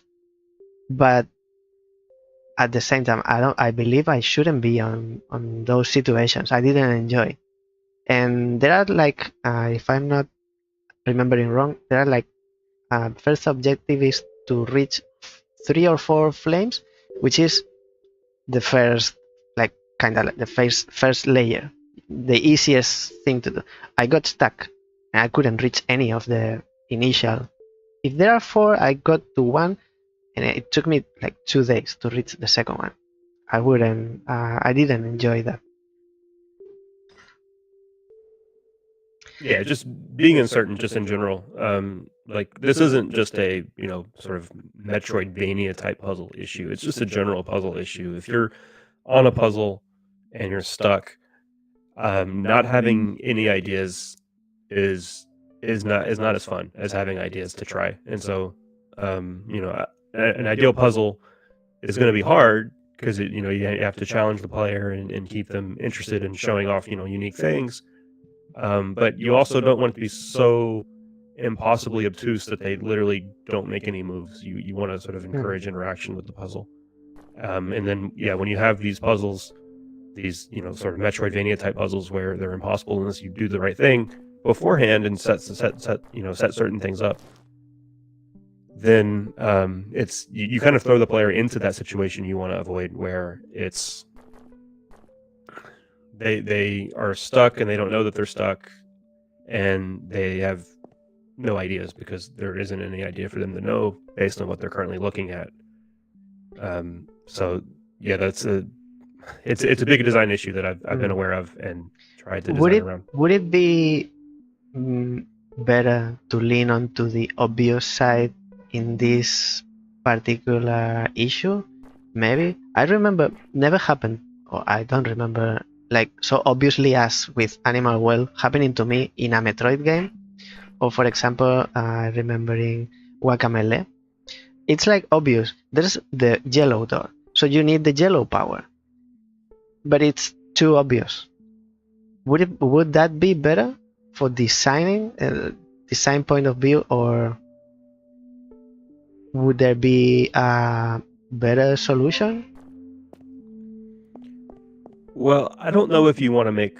Well, so I haven't played Animal Well either. I haven't played any games in the last 2 years because I've been working on this game.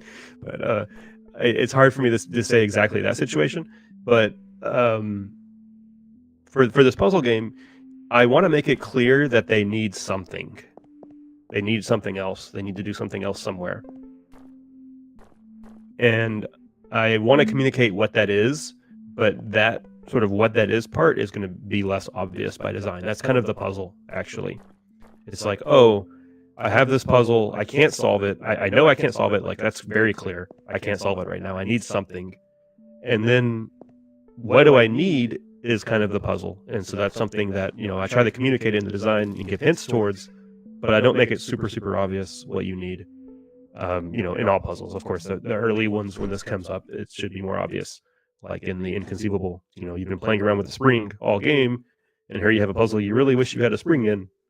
And so yeah, you learn about this. But in other instances of this in the full game, it's still going to be clear that you need something, but it's not going to be clear what you need or how, and these sorts of things, because that's sort of the puzzle. And now, very kindly, is asking me, do you want to start with nothing or with the spring? And now it's yes. you go. Sorry, I keep cutting you off. No, it's There's fine. a slight delay on the stream.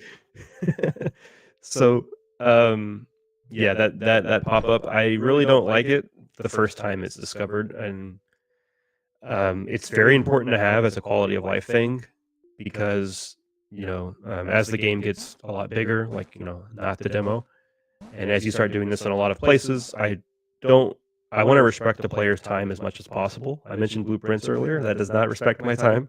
I want to basically make it where if the player does something once, then they have it. They don't have to redo it.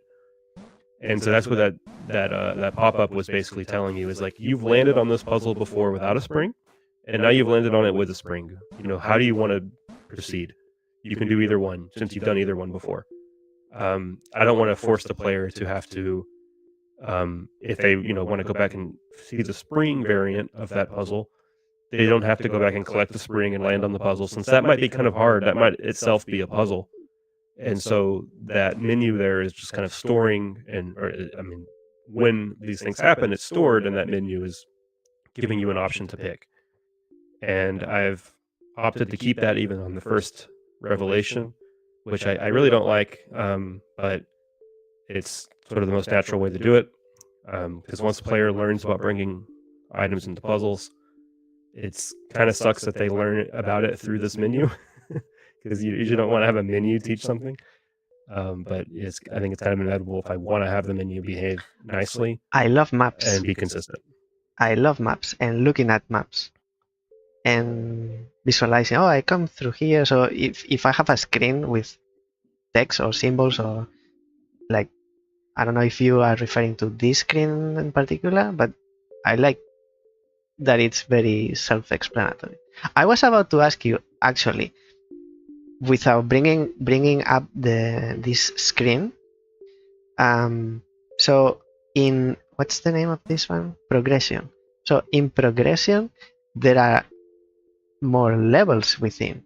I was about to ask you, so now how do I know if I am missing other levels that they were unreachable before, but now I can access them with the spring without having to retrace everything and go back to every single level and recheck, is there a level within a level in here?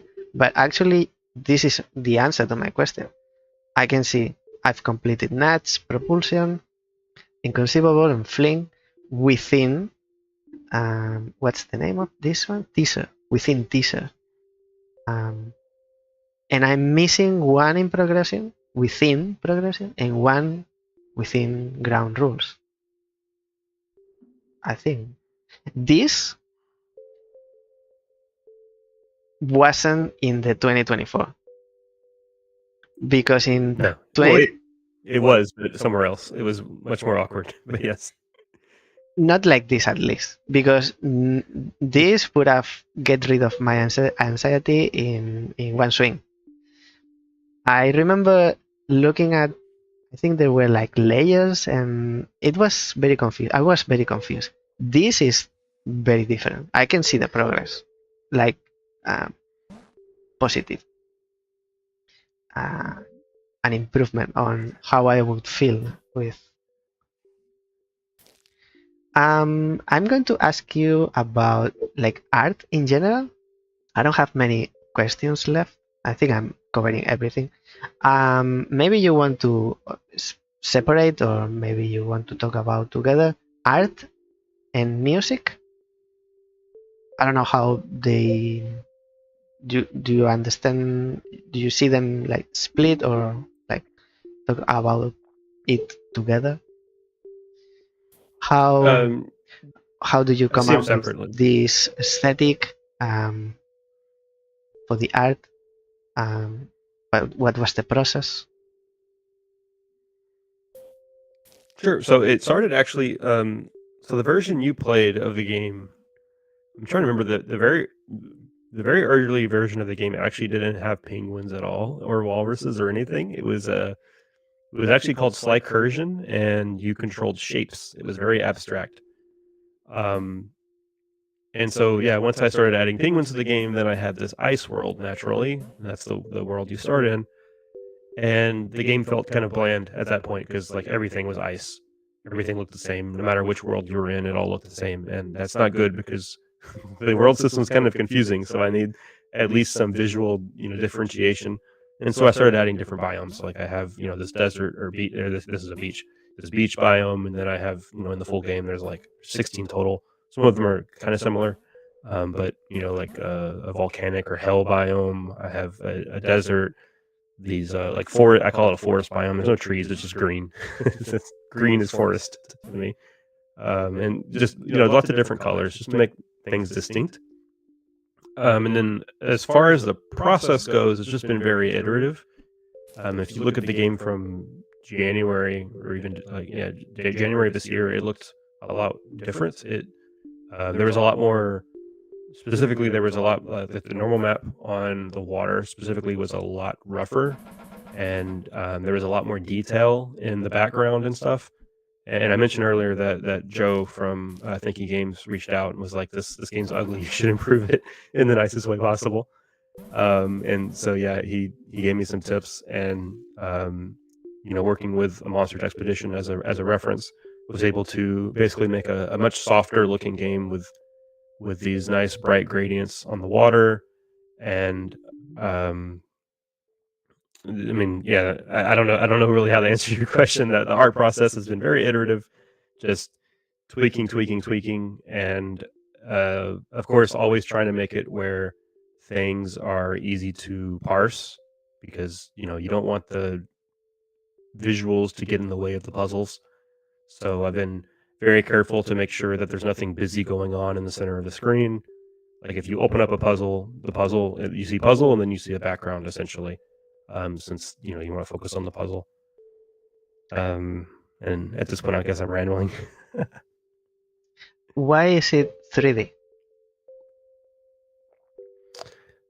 So this started from just when I started developing. I used Unreal Engine. If you use Unreal Engine, you kind of have to do 3D. I mean, I guess technically you can do some 2D stuff, but that just stems from my choice of engine, which again was because I want to eventually make more sophisticated 3D games. So I wanted to learn the workflow.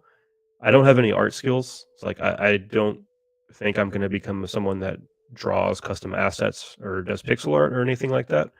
3D modeling is something that I can do though, and so like the workflow itself felt a bit easier to me. And then yeah, it's just progressed just from that. At one point, I did have a first person like April Fool's mode, where you could have a camera on the penguin that you have selected, and you can play it from a first person perspective. Hey, Of course, that's just would a be joke. cool. It's just a joke game. No, It's no, so no, no, it's no, so no, hard to no, solve puzzles. no. That would be cool. Like after you beaten the game, you finish the game, you unlock FPS, a first person camera option, and then you can get dizzy. Do that to yourself. So Yeah, dizziness definitely comes with the sliding movement. The decision of making it 3D it's not an intention. Like I decided for this reason. It was more like, what can I do? So this is on my reach. Making it 2D is not on my possibilities. It's not on my table. Can I do it 3D? Yes, I'll do it 3D. It's more like that's the process. Well, I wouldn't say it's what I can do as much as what I wanted to learn, because I didn't know Blender. I didn't know how to make a 3D game any better than I knew how to make a 2D game. But I thought learning how to 3D model would be something that I would like more than learning how to draw assets. I thought you said, or you meant that you already knew a 3D modeling. No, it's something that I mean, I maybe had a little bit of experience, but nowhere to the level Uh, of what I have now after developing the game. And it's just a workflow that I thought I would be more interested in. and what about the music and sound? Now I might put the volume a little bit higher. Now there's no music. Unfortunately, Now there's no music. Let me go back. unfortunately, you're showing off the music in the demo. I think is all placeholder. There might be one track that's not placeholder. I'm rewriting all the music, or I've rewritten most of it, and there's still maybe another one or two tracks I want to get in before release. Um, it's music is really hard for me, especially since I have these like different biomes. Like I have a beach biome, so I want to make music that's kind of background music, kind of like ambient-ish music that you can kind of relax to and doesn't get in the way of the solving puzzles. But at the same time, I want the song to somewhat represent the environment you're in. So I'm gonna make a beach theme, and I have very little music background. Like I can play very basic things on the piano. I'm self-taught on the piano, and I play it sometimes to relax. But like I don't I don't really know music theory at all. I had not had any experience with making music before Gentoo Rescue. I downloaded. I mean, I purchased. Spent my biggest budget expense on this game has actually been buying FL Studio to create music, and it's been hard to just compose songs that sort of fit the environment. Mainly because my only musical skill, if I'll even call it that, is on the piano, where you're just playing a single instrument. And so it's hard for me to create music that uses, several, multiple layers of instruments coming in at different times, and does so in a relaxing way that also fits the environment. Like it's all these considerations. And also I'm like super picky. Like I love Baba Is You music. When I played it, I had no complaints about the music. I enjoyed the music. I can still remember some melodies. Um, but if I created something like Baba Is You, like my own critical thoughts in my head would be like, this is going to get annoying after 5 minutes. I can't do it. I can't put it in the game. Of course, I couldn't create anything nearly as good as, what's in Baba Is You. But like anything that's sort of fast paced or anything that has a sort of rhythmic beat and very memorable melodies, I've kind of cut away from that and just tried to keep it very just relaxing background music. These songs you talk about, the beach, and they are not in the demo. No, unfortunately. I did post a preview of the beach music on Blue Sky about a week or two ago.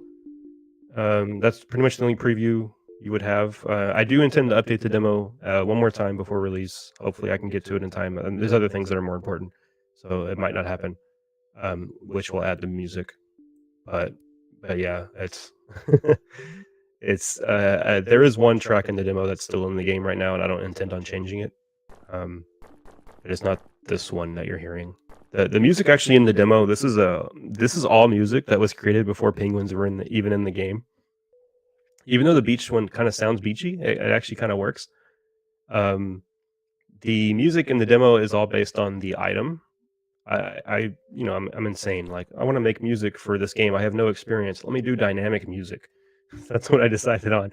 So each item was going to have its own tune. Well, one has to be ambitious to get to places. Yeah, it didn't work out so well. Like I have a track that plays whenever a puzzle has a spring, and then a track that plays whenever a puzzle has a hammer. And then I was like, oh, if a puzzle that has both, it's going to play both tracks at the same time, except they don't really mesh together at all. There are desyncs that happen sometimes, and yeah, all these sort of issues came up. So I've just completely abandoned that idea, and I'm just doing one track per biome, which is a much cleaner way to do it, much simpler way to do it, at least from a music making standpoint. I think, although it does require more music overall, the music itself sort of has a clear goal, and you don't have to worry about different things meshing together. At least that's out of your control, since you're able to just write the track that you need.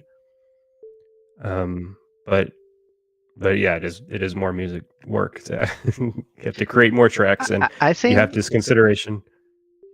I think I'm a little bit like you. I am like you. Like I'll talk about me instead of saying we, because I'm not sure. I like to do everything myself, and when I cannot do everything, and at some point I break and I realize I cannot do everything I want, and maybe I cannot do everything the way I want it, and I need to reconsider. And then the scope or um, the idea has to come down and reduce and get rid of things and start doing less maybe. And um, when you don't know how to do something, like there's a required skill that I don't have, instead of asking the person next to me, hey, can you do this? Instead, my first thought is, where do I learn this? I don't know if it's my or our generation. We are used to having YouTube and videos on the internet, is easy access to the information. So the first immediate thought is, where do I find this information? Mm, so that I can do it myself. Mm, maybe not if, but in which situation would you consider outsourcing? Like, maybe not the art, because now let me tell you something. You cannot put in the same sentence, I play the piano and I don't know music. You cannot put those two things on the same sentence.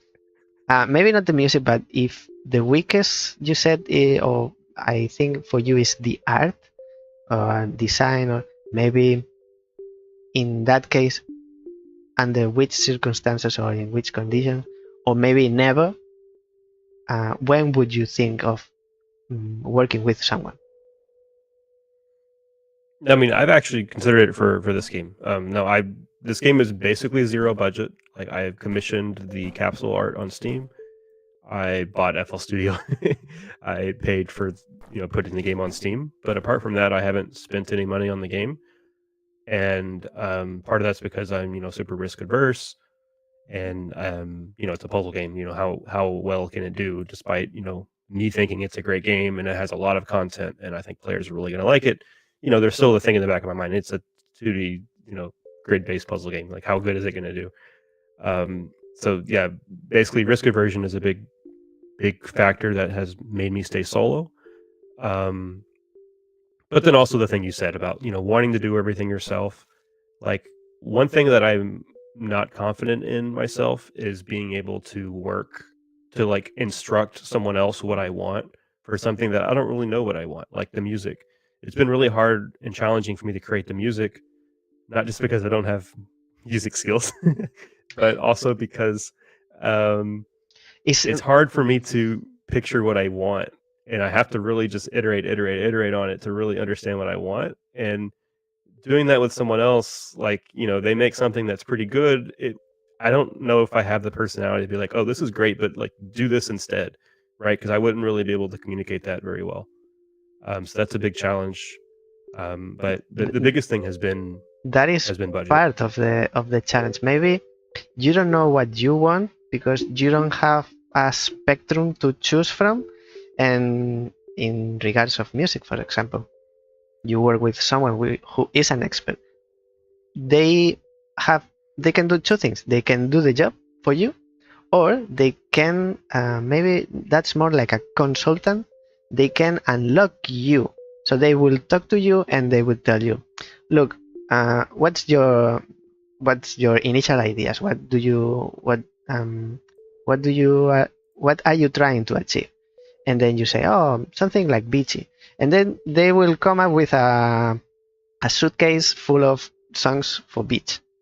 And then, oh, I didn't know this. They, just by having a conversation, they would unlock your mind, and then they wouldn't do the job. You still do it, but they would help you and in reaching. It's about music, or it can be the art. Like, you tell them, I'll maybe it's not the same example. If you go, if you come with a sample of, I want my game to look like this, but you already know, so it wouldn't be the same example. But I can see these two situations where you can hire someone to do it by your instructions, or someone helping you reach what you really want to achieve. It's not always one or the other. It can be one of those two cases at least. Right. I agree. I don't want to say that the reason I didn't hire anyone was because I didn't have confidence in myself to be able to really curate what they create. The biggest factor, far and away, is budget. I actually did talk to a couple of people for doing music. Patricia Taxon, I hope I'm saying her last name right. I've only seen it written, I haven't heard it pronounced. And also Gregory, who did the music for Taiji. I talked to both of them, and was kind of close to. I mean, they both offered to give me really attractive deals that really would have been underselling themselves, which again I didn't really feel comfortable, sort of underpaying people to do, to do these things for me, even though I kind of desperately needed it. But at the same time, it ultimately came down to a budget decision that just um, I can't really afford to put too much into this, especially as my first game, not really understanding, what the prospects would be afterwards. How well the game's going to do, and these sorts of things. Not having a great, I guess, idea of the landscape of the market, and it's kind of been hard for me to make decisions. And it's also specifically with the music, but even this applies to the art and other aspects. Is that like I like learning things, and I started off with this project to learn as much as I could. And there's no better way to learn something than to say, "Hey, you have to make 15 tracks in the next 2 months before your game comes out," right? And that's helped me learn music design, even music composition, even though it's not amazing. At least, I can feel happy and feel proud that I've actually created something and developed these skills that, could be useful later on.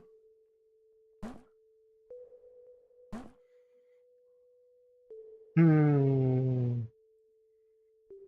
Also, you don't have to hire or work with, don't really have to be with a monetary contract in between. Just by having testers, you are getting feedback, and they would tell you, be, and it wouldn't feel like they are working for you. They would tell you, oh, this works, this doesn't work. I like this. I would like this to be more like the other way. So that also another way to work with someone.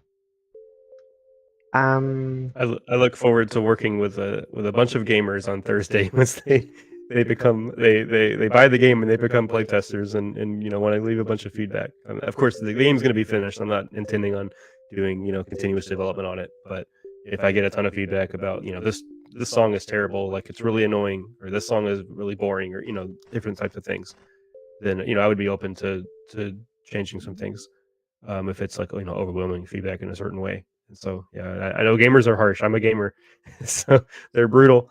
So I look forward to that when the game comes out. I actually have wanted to ask you more um, in regards of Gentoo Rescue specifically, not after Gentoo Rescue. After the release, you are still working on the game. Yep, there's a roadmap of things I want to do. The core game will be done. The I don't intend on adding any puzzles or changing any puzzles. Of course, I will leave the option open for me to change things if there's a major design issue that gets found, or any bugs or anything like that. But that's not what I'm planning on working on. That the main thing that's missing on release is going to be the whole custom level system, and that's something that's not super important on release because players are going to need at least a week or two before they really start getting interested in making custom puzzles. So I have some time on that. And currently, the game will release with a puzzle editor, so they'll be able to make puzzles. and it's just the puzzle sharing system would have to be kind of manual at this point, like sending text files around if you want to share the puzzles that you've made. I would like to integrate with Steam Workshop. I'm assuming that won't be too hard. I haven't really looked into it at all because, again, it's not a high priority right now, but that's something I'm going to look into after release. And then another big piece of that that's missing is being able to play other people's levels. Right now, you can only do that through the puzzle editor, which is a little awkward. Like someone sends you a puzzle, hey, check out this puzzle I made, and you have to open it in the puzzle editor and then run the test, hit test or whatever, and then you can play their puzzle. Not the best experience. So I would like to develop a system where once someone makes a puzzle, they can upload it to Steam Workshop. Someone else can download it to Steam Workshop so it already ends up in the correct place. And then in the game, they can, click, I want to play this custom puzzle. They play it, and it could, a puzzle could contain other puzzles, right? So a custom puzzle could contain 100 puzzles. Like the entire game is actually stored in one file that has one giant puzzle that contains, other puzzles, which contain other puzzles, and so on. And so I'd like players to be able to create basically what I've created here and be able to play that through, a menu and not having to go to the puzzle editor to do it. So the functionality is kind of there right now, but the ease of use and just the polish around that is something that I plan to work on post-release.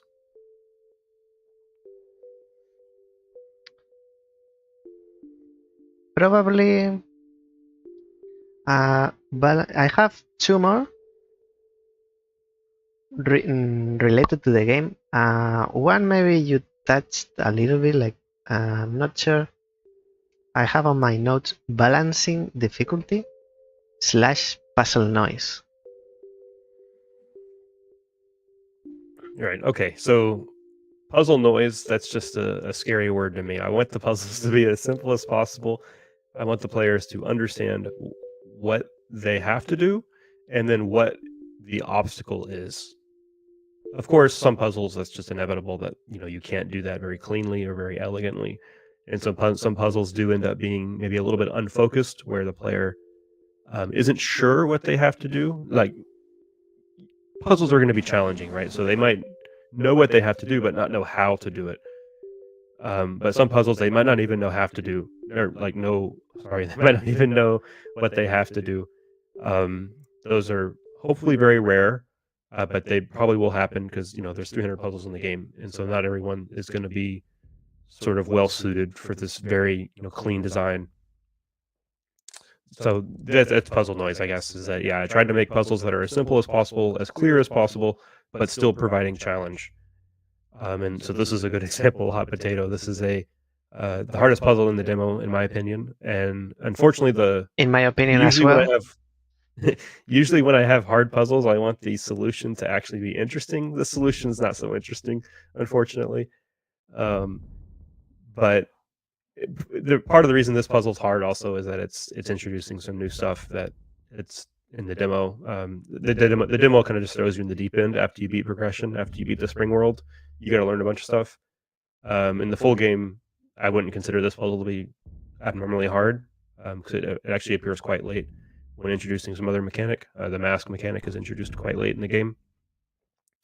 But this is a good example of a puzzle that very simple, and it's pretty easy to understand. Although I guess in the demo, it's probably a little bit hard to understand the problem because in the demo at this point, you don't know how the bomb works. You don't know how the mask works. And so you're kind of trying to learn how 2 items work. And both items are kind of weird. They're unlike other items where usually an item has an effect when you move it. Like the cane has an effect, it only steps 1 tile forward, or the spring, when you move it, it bounces off of a wall. These 2 items, internally, I've been thinking of them as like defensive items. These items have an effect when they're hit by another animal. And so, in the demo, from the perspective of demo players, this is definitely a very hard and unintuitive puzzle. But it's still simple. Like there's not a lot going on. It's not very noisy. There's no red herrings where there's this element that you don't need to use, but it's sitting there teasing you the whole time. So I've always tried to avoid those.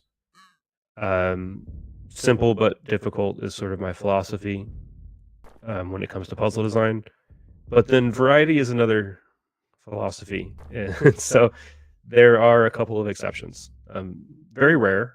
300 plus puzzle game, 300 plus puzzles in the game. Probably like 5 of them I would consider to be kind of noisy, and those are very specifically there to just add variety. What was the first question? What was the first part of the question you asked about? Before that, Puzzle difficulty. If it's of any consolation to you, I understood that immediately with this puzzle. Like, I felt I was being, maybe it's not pretty to say, but hand-holded. Like, the game was taking me step by step. Not maybe hand-holded, but teaching me slowly. Suddenly I come here, I don't understand these items, I haven't used them, even I use them and I don't know what they do. I understood this was an extra for the demo, if it's of really, I understood immediately. The question was balancing difficulty and puzzle noise. It's not a question, it's like a note I had if you want to make comments on that. Yeah. Okay, so yeah, I've already mentioned puzzle noise. I try to avoid it when possible. Sometimes some of it's a little unavoidable if you want to introduce a special thing, and then it's a trade-off of like, is this thing cool enough that it's worth having this extra noise for it?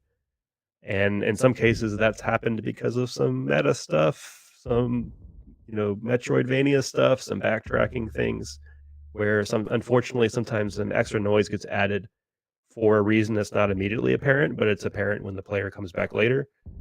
These sorts of things. I know there's an example in the demo actually. The progression world has that block that you have to use to reach.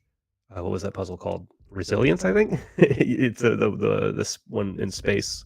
Yes. That block is not used at all. Yeah. There's also an extra tile that's not used at all your first time through the puzzle, and it seems a little noisy. I saw players playing the demo, they were trying to use that before they really could, but they have to come back later and use it. And so that's an example of something that sometimes a little noise that I don't really like gets added for a future purpose, and then it's a trade-off of is it worth it? And when I feel it's worth it, I will take some noise if it makes the overall experience better. But it's hard to judge that because some players are never going to reach the second stage of that. And so, yeah, it's always a difficult decision. But then as far as balancing difficulty, to me, this game is naturally difficult. So I've never really had to try to add difficulty, which is really nice because adding difficulty, I think, is a hard thing to do. For this game, it hasn't been hard at all. But in other puzzle games, I can imagine it being hard, and puzzle designers will be inclined to add complexity, which I don't like, right? That kind of gets to what you're talking about noisy puzzles. And so thankfully I haven't had to do that. So thankfully I've only had to remove difficulty when trying to balance things. And so for removing difficulty, usually it's there's a bunch of factors. I think the biggest one is deductions. So what I mean by that is make sure if you want a puzzle to be easier, make sure that the player can very clearly see what they have to do and very clearly be able to deduce, what their next step is, what their next step is, what their next step is. And you build this chain of deductions, and then you can judge how difficult a puzzle is based on, how long this chain is or how difficult each individual deduction is. Because sometimes you have a deduction, but it's very obscure and convoluted that you have to think, oh, I have to put this penguin here because that's going to be required to put this other penguin here, which is going to be required to put this one penguin here, right? You have this sort of multi-level chain of deductions, and that makes the puzzle very difficult very quickly. And so for puzzles that are on the main path that teach something essential, that are required, I've tried to limit the number of deductions, and I've tried to hint at the deductions a lot more strongly to, make it easier or make it more likely players will discover them. And then the other way to make puzzles easier, which is it's definitely tied into the deduction discussion, but it's also just reducing options. Making, if you want to make a puzzle easier, just make it brute forceable, which, isn't ideal. You don't want anyone to brute force your puzzles. If you're brute forcing your puzzles, then I failed.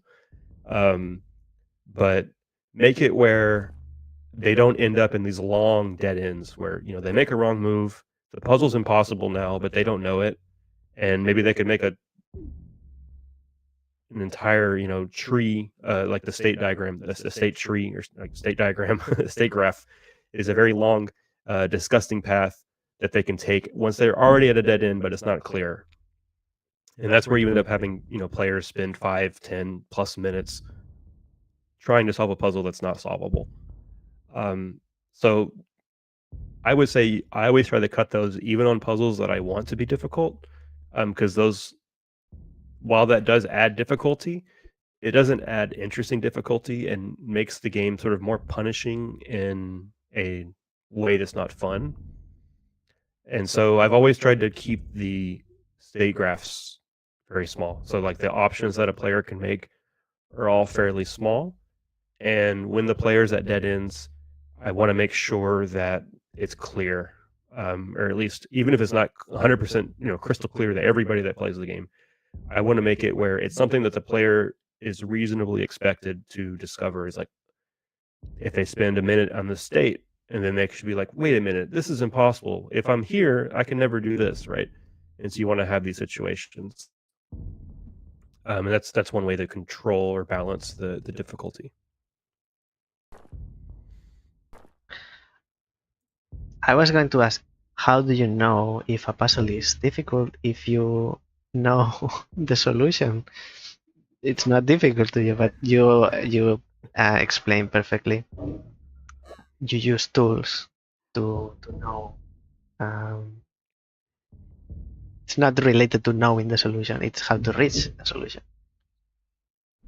It's still hard though. It's not an easy question. Like once you know the solution, it's just staring at you the whole time, and so it can still trip you up. I can have a puzzle that I think is pretty easy, and then players have a lot of trouble with it. And if that happens, that means that I didn't understand something about that puzzle. The hint system in the game has actually been really helpful. Let's use it. I haven't used it. I was going to say it's not even helpful for the players as much as it's helpful for me to write those hints. If I try to write hints for a puzzle, and my hints, like I always try to. I don't want to write instructions. So the way I'm doing hints is I'm trying to basically build that chain of deductions. So if I have a chain of sort of like 4 or 5 critical deductions that the player has to make, that's basically going to be 5 hints to kind of lead the player along that path. If I have a puzzle that's not, I wouldn't even say that's too difficult. I would say a puzzle that's not good, then usually that comes out when I try to write hints for it. If I have trouble coming up with deductions that the player should make that are kind of obvious or something that I expect a player to know at that point in the game, then it usually means that the puzzle's not so good. And I've actually already scrapped, as I've been writing hints for the last couple months, I've definitely scrapped some puzzles or reworked some puzzles based on trying to write hints for them and failing. I don't want to have hints that are like, oh, move yellow left and then up, then move blue right. That's just giving a solution. I want the hints to sort of lead the player to the solution. And so if I'm not able to do that in a very clear and concise manner, then the puzzle, it still might be a good puzzle, but it's a smell. Like, the puzzle, it could be okay, but it smells bad, and I need to look into it some more and think about maybe if there's something I can do to improve it. I remember using the system in the 2024 because I was a little bit lost, but didn't on the 2025. Also, in the defense of the 2024 version, it was like, here you have everything. Like a little bit of it was a little bit too much. On the 2025, it's much similar like this. It was more contained, self-contained. It was more. It has a defined shape. Yeah, the 2024 version. I'm not. I had several different demo versions. I've been updating the game like way too frequently, as I mentioned earlier. But pretty much every version from 2024 was too hard. It didn't tutorialize things very well. It kind of just threw players at the deep end. And some players really like that, but that's not the game that I necessarily want to make. There is elements of that post game, in game for those players, but the main path of the game is not that. So yeah, the new version of the demo kind of represents that better. I've seen you um, updating quite a lot the way, like what you are just saying, like how to make it, which ties with my last point, my last question, which is accessibility.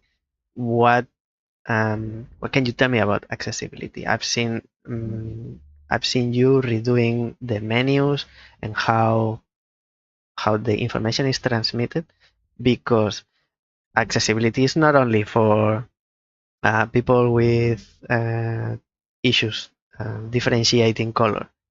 Accessibility is for everyone, making the game not easier but easier to understand, which are different things. It's accessibility.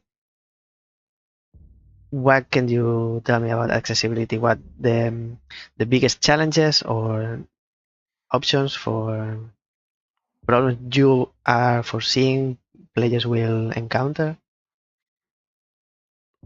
Yeah, sure. The biggest, so for me, accessibility. I mean, I want the game to be accessible to everyone. Obviously, no matter if you're this is a very color heavy game. So if you're colorblind, I have this option where you can change the colors of the animals. That's probably the biggest accessibility feature I have. Is Another it big on the one. demo? Yeah, you should be able to do it if you go to settings under gameplay. There should be. It's not. It's not very intuitive. The settings menu, it is what it is.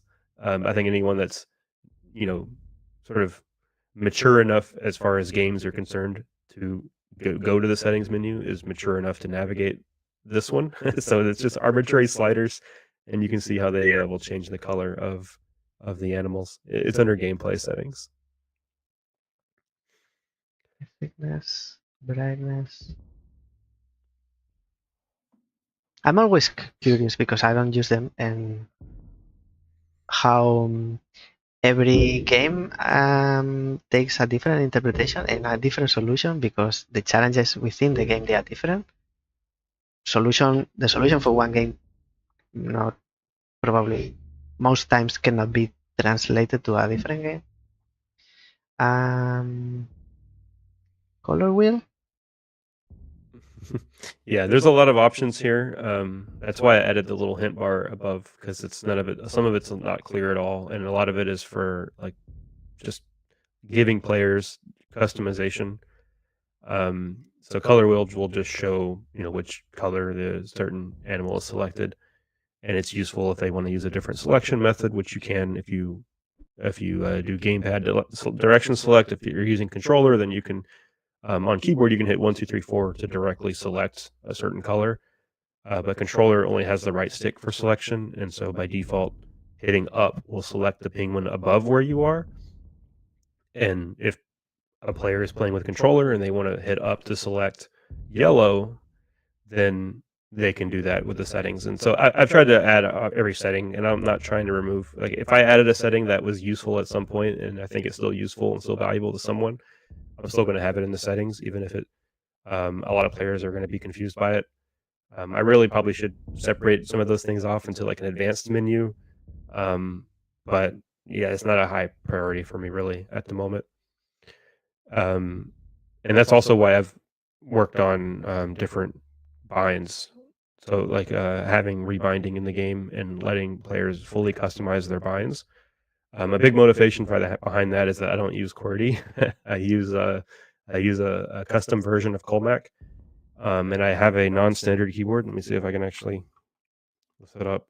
I don't have my camera showing. I'm going to make sure that I'm actually showing this correctly. So very non-standard keyboard. This is one half of my keyboard. I can't show you the other half. It's basically this, but mirrored.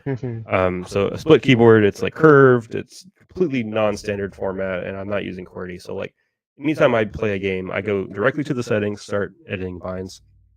And so that's why I made a lot of intention to put a lot of care towards the custom controls.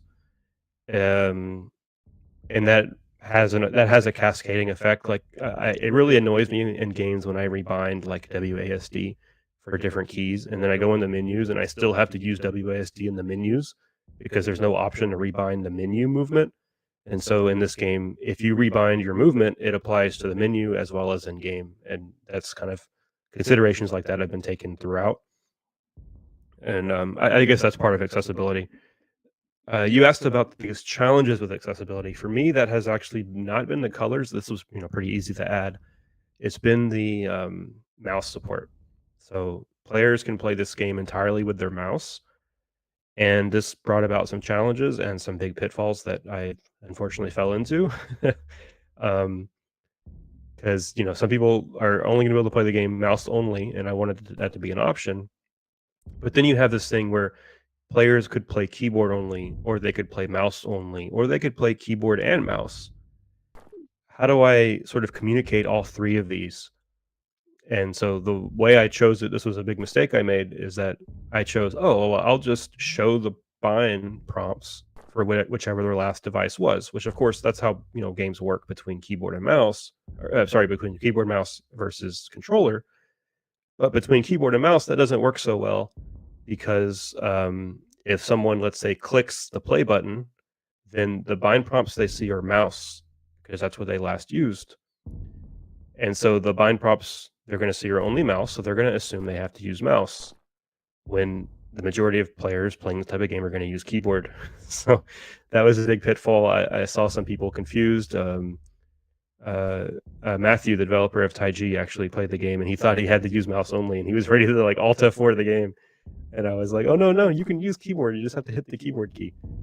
This is just a big design oversight that I didn't consider, and it was all because I wanted to support mouse only.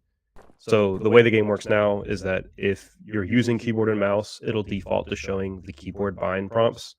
If you want to use mouse only, you can go in the settings and um, and make some appropriate changes. But so the game still technically supports it, but it doesn't sort of tutorialize it because the act of tutorializing that you can play mouse only was confusing the people that wanted to use keyboard and mouse or just keyboard only. So that was a big one. And then just on the topic of accessibility, I know we were talking about the hints in the journal system. To me, when I hear accessibility, like I think of more of like inability to interface with the game, like not being able to distinguish the penguins so I can change the colors, or not being able to use a keyboard or a controller so I need to play mouse only. That's a much bigger priority to me. The game doesn't, the game's a difficult game. It doesn't hold your hand. And so I didn't really add hints as necessarily a way to make it more accessible. I just added hints, I guess, as a way to make stubborn players that get stuck and just want to move on the ability to do that. Which I guess you could say is accessibility. I don't know if there's really a difference there. It might just be splitting hairs. But yeah, for me, the custom colors and the mouse only has been the biggest undertakings as far as accessibility goes. The hint and journal systems are just, for me, quality of life issues or quality of life features, like especially the journal, where every time you learn something new, it gets put in the journal. Some players are never going to look there because they want to sort of have the game teach them everything, which the game attempts to do.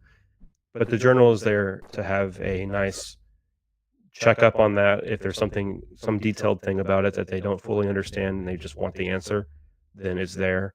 If they quit playing the game and reload the game for the first time like 2 years later and they don't want to start back at the beginning, the journal's there for them to sort of relearn what they refamiliarize themselves with something that they learned before. And so yeah, for me those are more quality of life things than accessibility.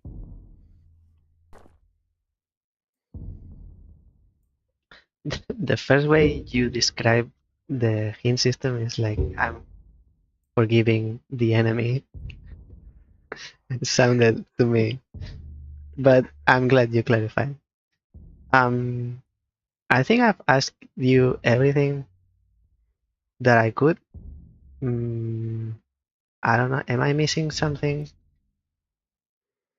Um, I don't know. Anything else that you'd like, or you think you know better than me in the game? And something that you would like to comment on? I don't really have any. I can't think of anything like specifically to the game that we didn't already discuss. We discussed puzzle design, which I think is the biggest thing about the game.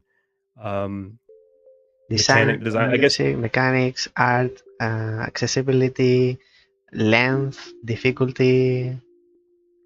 No So one can complain. there is one thing I think. Um, the game is so there's this like school of thought for puzzle games that a game should only have a hand like one or two mechanics and everything else should just be emergent. You want like think of I Steven's sausage roll is an example, although it does sort of introduce mechanics later on. But anyway, Steven's sausage roll is an example that people go to of like, oh, there's really only one mechanic, but then you just discover more and more about it that was hidden from you.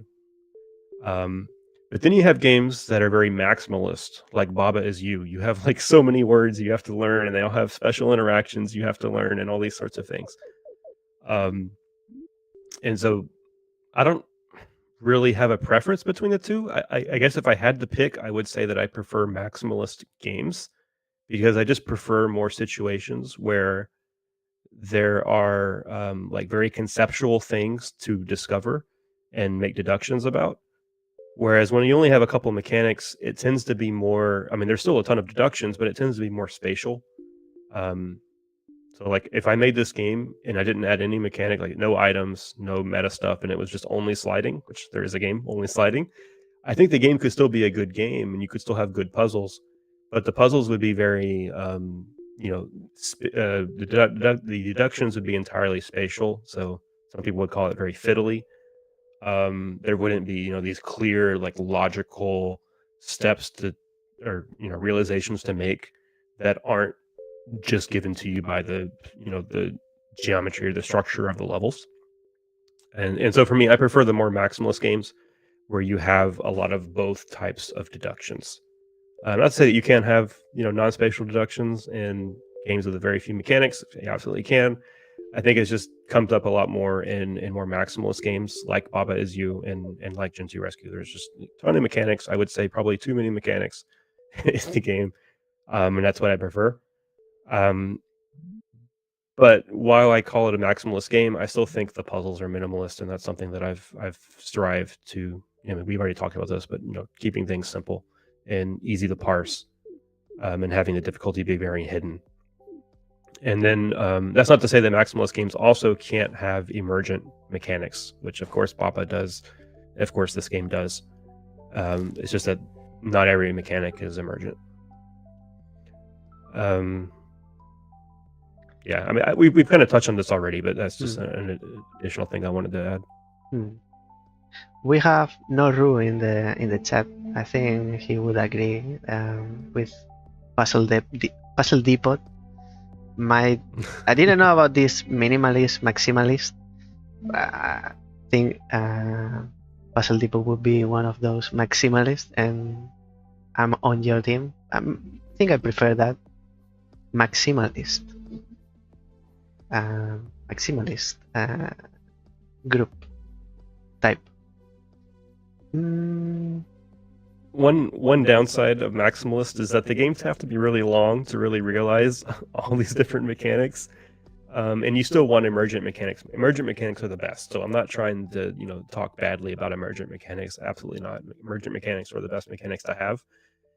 It's just that if you want more than that, the game has to sort of balloon in size, and that's the biggest downside I think of this game, Gentoo Rescue. It's just too long, which I say it's a bad thing.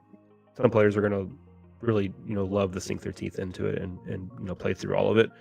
Although I realize that a lot of players are going to play the first couple of worlds, be satisfied, and move on, and that's just the nature of the beast. And then I don't know if there is. I did have one other thing I was going to mention. I actually brought this here. So I mentioned Ricochet Robots was one of the inspirations. This is a board game that I played in grad school. I got really into it. It's a competitive game that has a lot of sliding mechanics. So it's basically competitive Gentoo rescue, but without walruses, without items, just basic puzzles. And I was so into this game that I actually 3D printed like my own version of it. So this is a Gentoo rescue physical. Circa, when did I make this? Like 2019, I think. So actually around the time I was playing Baba Is You, probably. So this is a quarter of the board. There's 4 pieces like this, and they all meet together to form one giant board. And these are the tiles, and then these are like the targets, and then there's also these other pieces I 3D printed. I'm a math nerd, so these are all math things. There's a yellow Klein bottle. There's Klein bottle, and there's one of each color. Mobius strip, and a couple others. And so I have a Gentoo Rescue physical version, otherwise known as Ricochet Robots, from about Very 6 years limited ago. edition. Yes. But was this for a test or for fun? No, just for fun. Oh, I mean, the game was $50, and I was a broke grad student, and I really liked the game. And I had just gotten a 3D printer. I know I just said other broke graduate student, and I just got a 3D printer. Kind of contradictory, but I was playing around with this thing, and I was like, I want to make a game of Ricochet Robots. I can do that, and it's even better than the actual board game, because the board game you can't move around the walls. In this, I can pick up these wall pieces, and they can slot into different spots. And so it's just a hobby. Like I always have these, different projects that I can work on, and so Gentoo Rescue has been the longest project I've worked on, but it wasn't the first one. That level, 3D printed, is larger than what you are used to make. Just saying. That's why I had to have four different pieces, so I could print only a quarter at a time, and all these considerations. And this is actually my first time using Blender as well. I learned 3D modeling. Of course, I'm just modeling rectangles essentially. The actual like Klein bottle Mobius strip I downloaded, but the board itself I had to model since no one else was insane enough to do this. But very simple. So that's sort of my modeling background before Gentoo Rescue. That would be, as I said, everything that I can think of to ask you about Gentoo Rescue. So that would be the end of part 3, which always is the more important, the largest. So moving on to the 4th part, which is post-game and zooming out, more general questions, more general but still related to the topic, of course. What would be, I asked you, I was thinking, I haven't asked this. I asked you about the hardest challenge for accessibility, but in general for the game, what would you say it was the hardest part to make, or maybe the art, or not the music? Maybe it's hard because I want to say music because that's what I've been doing most recently, but if I was working on something else more recent, I would have said that.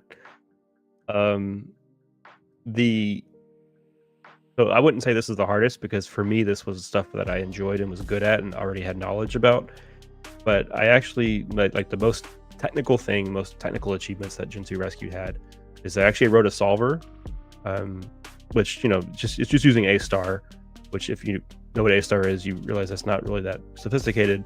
But the heuristic that you need for A star, basically the description of like an estimate of how many moves it's going to take to solve the puzzle from a given state. Developing that was actually pretty difficult once you start incorporating all these mechanics. It doesn't function on meta mechanics and things like that. I never went back and added that into the solver. But that was quite a challenge. I wouldn't say it was the hardest for me, but I think from someone with no background in anything, that would probably be the hardest thing. And it's been very useful actually, because it's allowed me to create a puzzle generator, which, I mean, I'm going to stop you. I didn't use this to like make puzzles in the game. Those are all handmade. But the puzzle generator was something that I would run overnight, like every night, on my computer and generate like 100,000 puzzles, and then it would try to solve those puzzles. And if it noticed any inconsistency in the move logic, it would spit out, oh, I found an error on this puzzle, and then it would save the puzzle and give me the move sequence that would recreate the error. And I found so many bugs this way. It was like the best way to test the game, like bug test the game. And I did this overnight testing for months, and I would rerun it again. And if I ever maybe I would consider the game completely bug free, and then a few months later I would do some small change to the mechanics. Then I'd have to go rerun this thing again, and I would find these bugs. That whole process, I think, was probably the most difficult, like objectively speaking. Again, my background was in programming, so for me, I think this was easier, or not the hardest thing. But it's been so valuable, and also it's my interest, so I was like excited to work on it. So that's why I kind of went overboard on it. For me personally, the most challenging part, definitely the music and the visuals. The music's challenging because I'm really picky, and I can only make a certain style of music that doesn't really fit the game. And there's a bunch of challenges like this. The art is challenging because I am really bad at judging art. Again, I play a lot of puzzle games, and that's sort of one of my main genres of games. But outside of puzzle games, I come from competitive games, where I play games on low settings. I turn off every effect. Like, I play the ugliest looking games possible if it gets me extra frames. So coming from that background, like, I don't really care about visuals as much, as long as the game is clear. Like, I can see all the elements. I can understand the puzzle very quickly. And so it's been hard for me to iterate on that, because I was like, oh, that looks good, okay, ship it.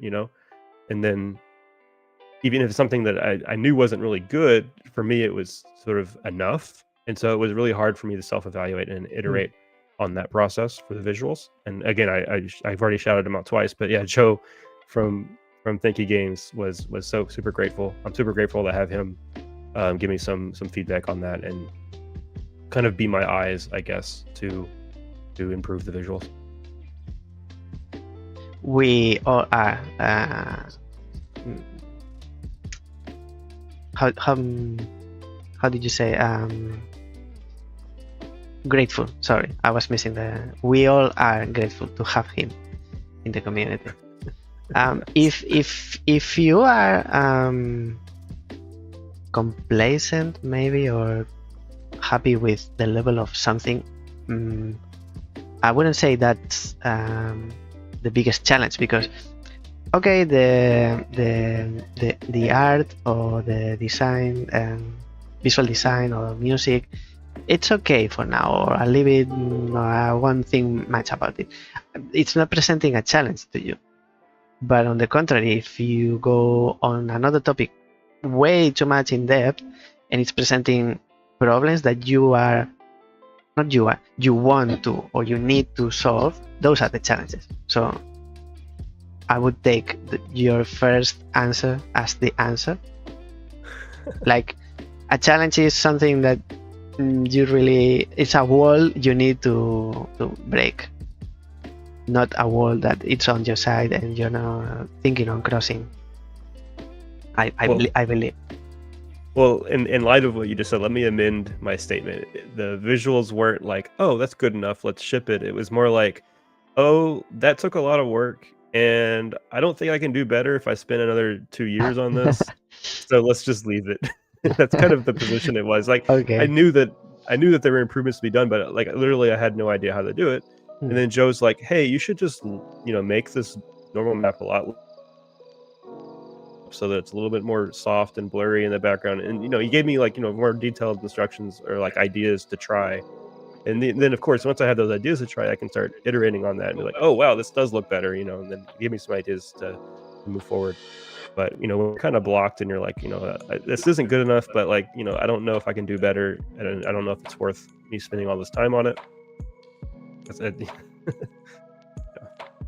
Luckily, knowledge with the first game carries over to the second game, and on the third, on the fourth.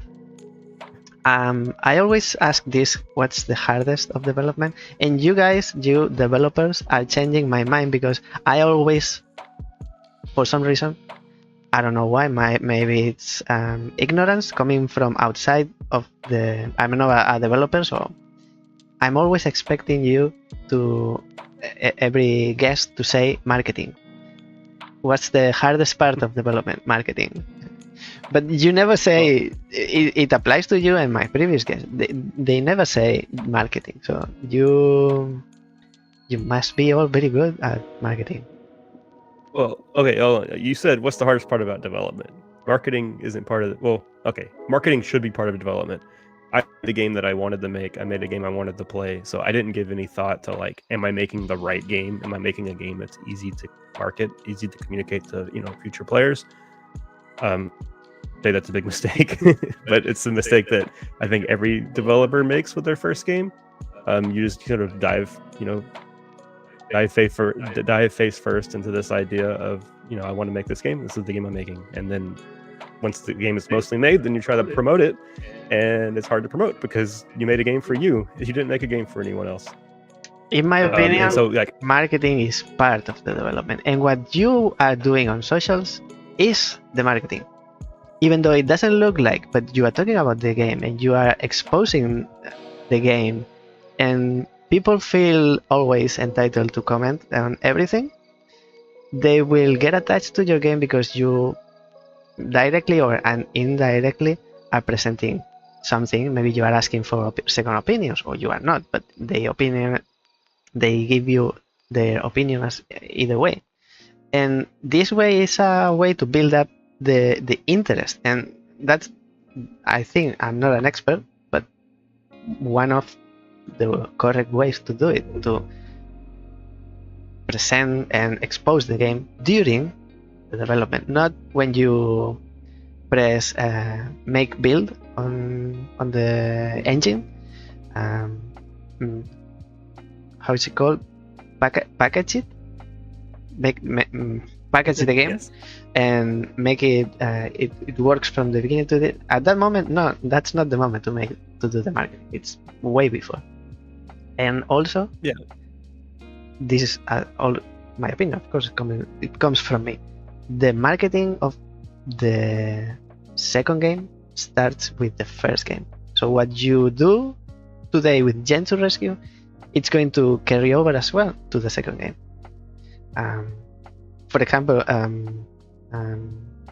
maybe it's not the best example, but first that comes to mind.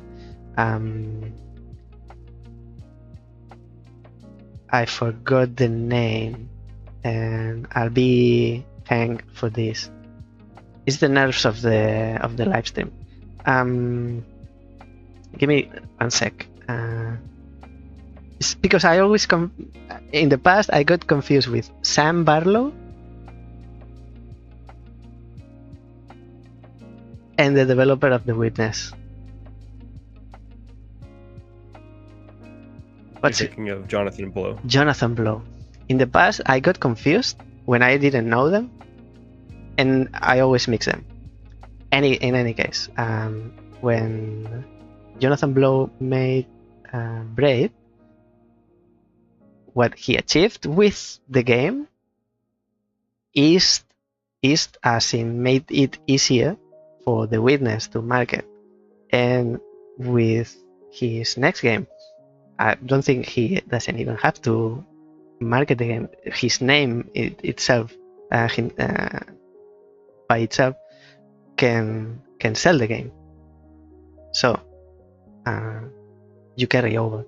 It's with what you learn, and also marketing. It works progressively and accumulates. Yeah. So let me add a little bit to that, actually. So again, backing up to what you asked, you said, what's the hardest part about game development? For me, it's been the things I listed. It hasn't been marketing, because for me, marketing hasn't really been part of game development, because it was a mistake. I should, of course, I'm not going to make this mistake again. Ideally, you market your game idea before you even start game development, right? So you develop the game in a way that players are going to play it. You don't develop the game just for yourself and hope players would like it too. Of course, I've been promoting the game, and that has been challenging. And if you ask me what's the most challenging thing about making a game, or like selling a game, I would definitely say the marketing and promotion, and particularly my game, because this is just a big mistake that I have with Gentoo. Regret what I have with Gentoo Rescue is like this is a sliding puzzle game, and there are a ton of sliding puzzle games, and I don't want to like disparage against anyone individually, but by and large, they're typically not that great. They're typically like maze-like games. They're like, sort of a more casual, like mobile game type thing. And so when people see a sliding puzzle game, like hardcore puzzle people, when they see a sliding puzzle game, they're probably already going to be disinterested. And so that's been a hard thing to get past with Gentoo Rescue, especially someone that hasn't made a game before, has no background in game design, no one knows who I am. And then just on top of the fact that puzzles are a hard genre, and people can play a ton of really, really good puzzle games for free on itch. Like it's been hard to sort of market this game that I've spent 2 years and thousands of hours on, and it's like a really long game with like 40 plus hours with 300 plus puzzles, and so just all of these things have sort of built up to make the game pretty hard to promote. And it all stemmed from the fact that I didn't consider marketing when I first started the game, which is something that most solo developers run into this issue, and something that, of course, I'll be very, very aware of on my second game, which, as you mentioned, thankfully, I won't have to worry as much about marketing. Assuming Gentoo Rescue is received very well, then players will know that I'll have some notoriety, I guess. Not the right word, but for any future puzzle games. Maybe I have to change the way I ask. So, what's the hardest part of development, including marketing, not mentioning after the fact? I'm running out of questions, and I would like your opinion. I think you've already said, maybe it's reiterative, but you can expand or summarize as much as you want. How do you feel? Not how do you feel? How do you see the market of puzzle games? You are selling. It's actually what you just said. I have the note. I have to comment, but I think you already answered. You are getting into a market. Do you see it crowded? There's a gap on opportunity. I think you said there are a ton of sliding puzzles. Maybe let me reword this question, because I think you are already answered. I'll make it a different way. You said like you can. That's what I understood. Like you expect a certain rejection from the puzzle gaming community because there are so many, or it might not feel like unique, or they already played something equal. Like they already played many games, like Gentoo Rescue. Have you gotten a feeling or a perception from the community like that's going to be the case? Oh no! I mean, when I first started the game, I was gonna I was gonna promote this game. Everyone was gonna love it. I was gonna be a millionaire after the game releases. There's all these just crazy thoughts that go in your head when you start when I started the game, because I had no idea about anything. I didn't realize really how common sliding puzzle games were, especially single agent sliding puzzle games, which is really the biggest culprit that I'm going to complain about. Because once you add multiple agents, then things start to get more interesting. It's no longer a maze, but the puzzle design itself is still so challenging because sliding puzzles can be very open. You can basically just throw spaghetti at the wall and you have a puzzle that's technically a puzzle that's solvable, and it might be difficult, but it's probably not a good puzzle because you didn't really think about things. So it's just like a very low barrier to entry, I guess. It's really easy to make puzzles that work, but not necessarily puzzles that are good. And so, yeah, I mean, I didn't have any of these thoughts going into it. I was just like, oh, I want to make a game, right? So like, I had no background in any of this marketing business, and I didn't really have my finger on the pulse of like even the puzzle game market. Like I was just some guy that really loved Baba Is You and really loved Ricochet robots and kind of wanted to combine those into a game. And yeah, I've learned a lot about a lot of things. I would say enjoy the feeling, because that's the only moment where you are going to have that, oh, I'll just make a game. Now from now on you won't have that feeling. Just enjoy while it lasts. Another big challenge, just to keep adding on things. What's the hardest thing? We've already listed like 2 or 3 of my hardest things. Another hardest thing that's just sort of all encompassing is just being persistent.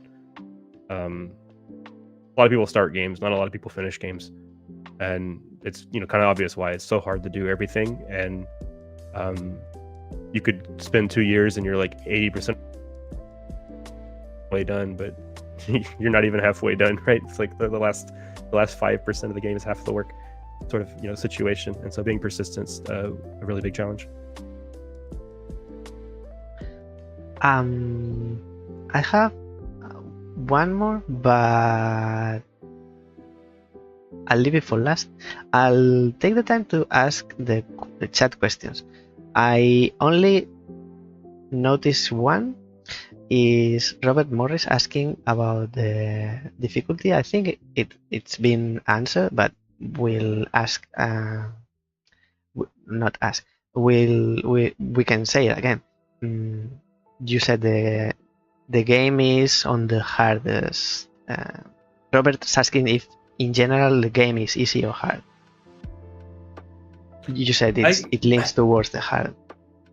It does lean hard, but I've tried the impossible task of like designing for everybody, like not having a very strict target audience, and that's part of why I have these cute and attractive penguins or something. Like I want everyone to be able to enjoy the game. But yeah, the game does lean a little bit hard. The required content is definitely a notch easier. It's, I would say, definitely, like if we're like judging against other puzzle games, it's harder than Patrick's Parabox, which I know is people sort of describe as like the baseline for a thinky puzzle game. But it's definitely under a lot of other, it's definitely under, like notably under hard puzzle games like Baba Is You, Being in Nothingness, Steven Sausage Roll, The Golem, like all these sorts of games. And a key point there is that like I've tried to keep things all very small, and easy to parse. And so even if you struggle with a puzzle, it's not going to be one of those giant puzzles that you struggle with forever. Eventually you could conceivably brute force puzzles. Now again, if you brute force a puzzle, it's a big stain on my record as a puzzle designer. You're not supposed to do that. But the puzzles are all small enough where like you feasibly could. Whereas something in Steven Sausage Roll, if you don't come up with the exact right idea, then you could be stuck for hours. And so I think like the ceiling for the difficulty is quite a bit lower than other hard games, but the baseline is pretty high. Like I've tried to design challenge into every puzzle.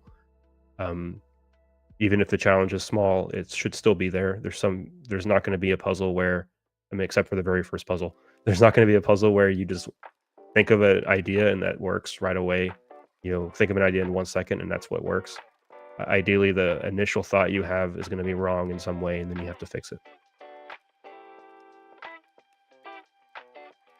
I think it's good that you have your own sense of difficulty of your own game, because from Friday, or for you it releases on Friday, for me it's on Friday, but from next week I think you're going to find players of all the spectrum. Those who tear your game apart and say this was nothing, it was a breeze from the Antarctic, very cold, and those who maybe don't go beyond the second world, something, if it's divided into worlds. you're going to find a bit of everything. But it's good that you have your own sense. And Shapura is asking, what was the part of you? What was the part you enjoyed the most about creating the game? So we've talked about the hardest, but what did you enjoy the most?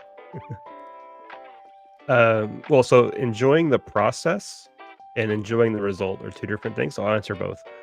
So what parts did I enjoy the most in creating the process? And that was definitely like the programming, probably. Like programming the movement logic, programming the solver, all of these like tools that I've programmed to make the game work. That's sort of what my background is in, so that's the things that went more smoothly. So obviously that's something that I enjoyed more, the process of.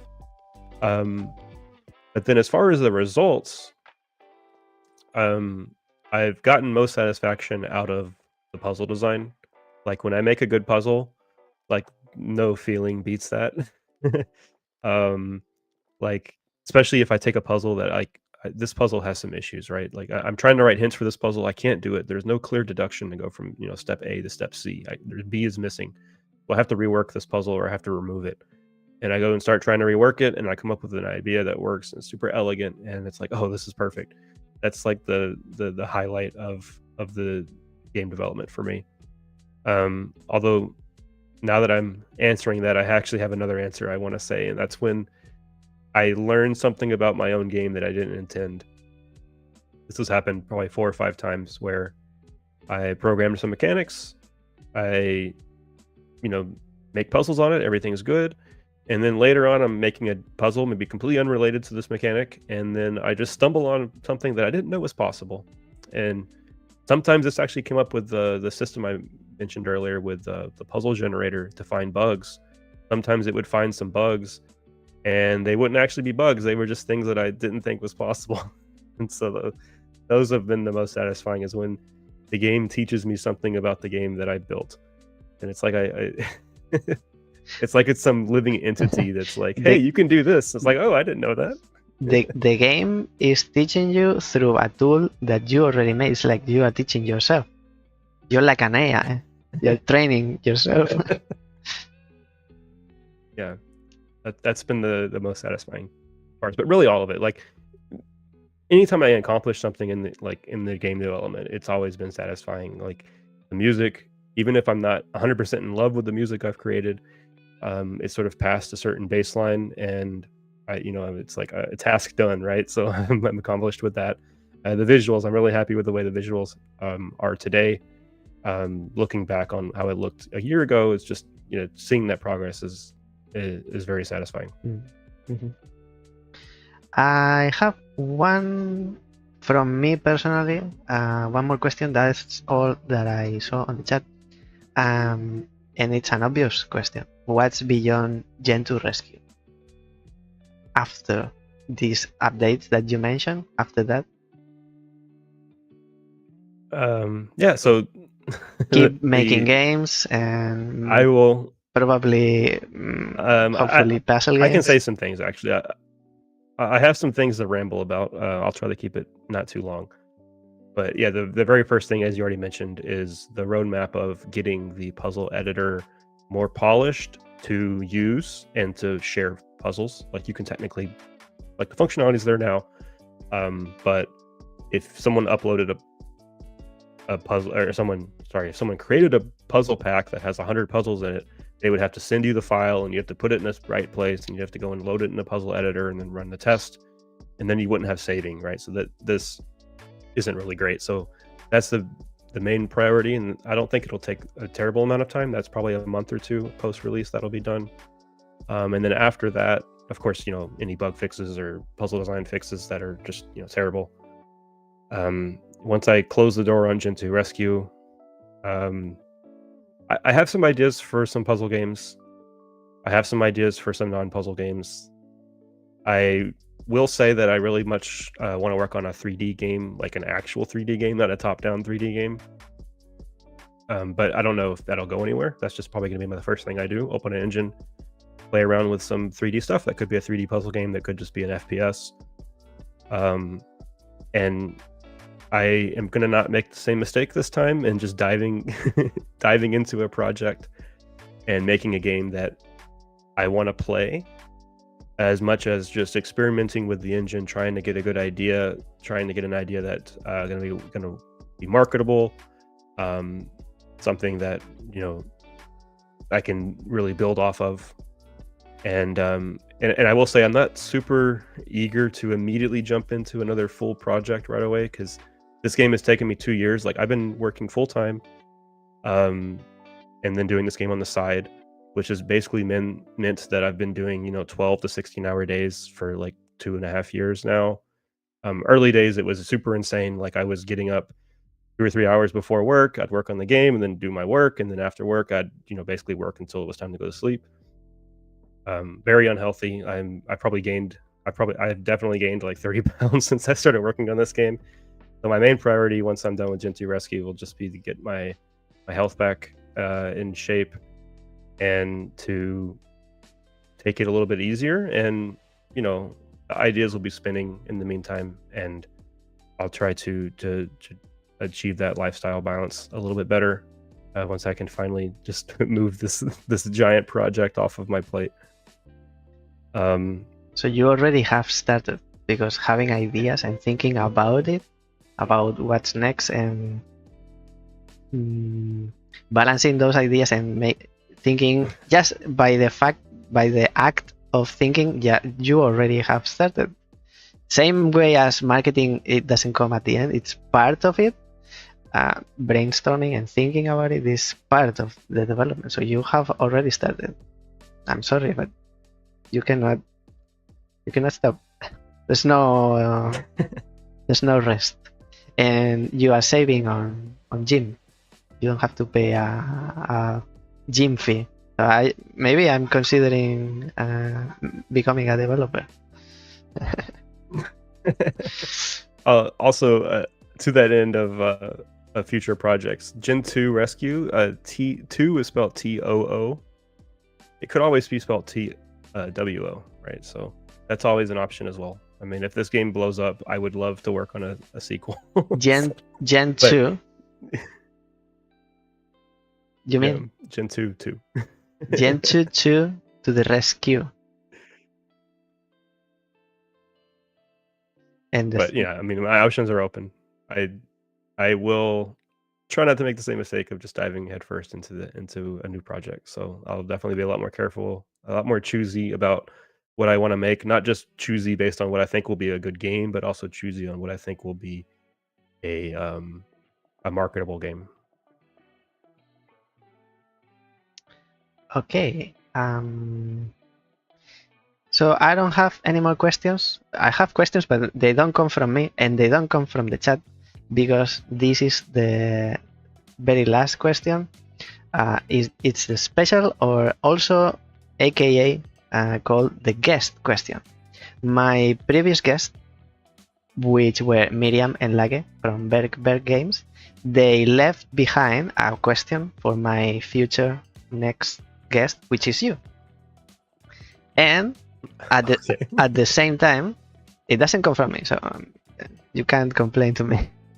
At the same time, I will ask you the same, that you leave behind a question for my future guest.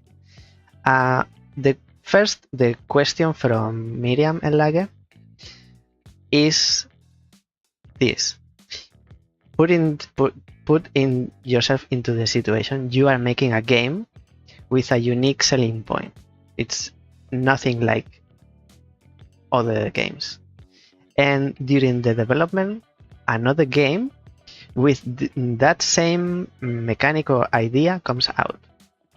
What would you do?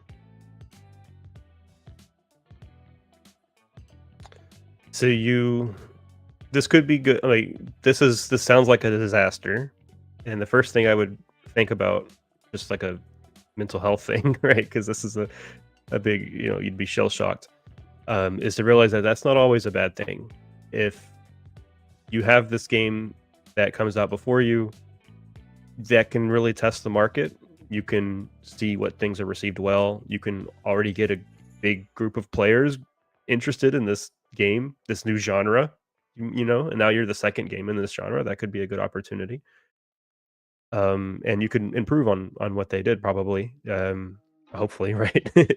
You could see things that went well, things that didn't, and ways you can take certain ideas further or take a different direction. That's kind of the mindset I would take with me, and then the rest would be in the details. I mean, it would depend on um, exactly the situation of like what their game is versus my game. If it's like a carbon copy, like it's an identical game, then um, you could always just release it a week later. Right? I don't know. They only mention like, or the way I understood, like mechanic or the way the game works, not how it looks or sound or maybe if the mechanic is so unique, it will be very prominent. Like if you are the return of the Obra Dinn and there's nothing like it before, and then you make, I don't know, another game that's similar, that would be an opportunity because there's no market. But at the same time, I've seen these so-called second games being brought to hell by the community because you are a copy of my favorite game. What are you doing? You are copying it, and you are taking the easy road, which it was never intended, as I understand by the question, because you already started the development before it was released. I have. Yeah, I mean that's something that would just come up. Like if you have this game that's similar, players are going to say what players are going to say. Now, if you have a couple thousand people complaining about this game being a copy of another game, well, that's 1,000 people that are interested in the game, right? So that's not always a bad thing. I would I would love to have a lot of people complaining about Gentoo Rescue because that just means there's a lot of people that are like interested at least enough in the game to write a comment. And then just going back to what I already said, like a game needs a hook, like you need something to get people interested in the game, but it also needs an anchor, which is like something that tells the players that like you're gonna like this game. Your anchor could be, as you mentioned earlier, like Jonathan Blow. I liked Braid. I'm probably gonna like The Witness because I like Jonathan Blow games. That's a type of anchor. And so if someone likes a new game that just came out that's pretty similar to your game, that's a great anchor that you can use for promotion, that you can use to grab an audience. Although now the hook is maybe less important because now it's not as novel. At least you have a base of players that exists.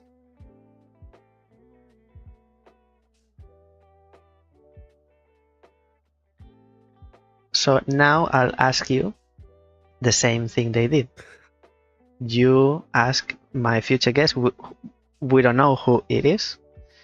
It can be anything. You can ask whatever related to anything. It's preferable that it's related to video games because the game is about puzzle video games, but I'll allow you some room to breathe, and let's say video games. And while you think about the question, I'll give you a few minutes. I'll share with the audience your social link or links. In this case, I'm sharing with the audience your Blue Sky because it's the preferred place to find you. So if they want, let me remake the sentence. I'm a little bit out. If they want to find you, they go to Blue Sky and you'll be there sharing, as I said, sharing your work. And so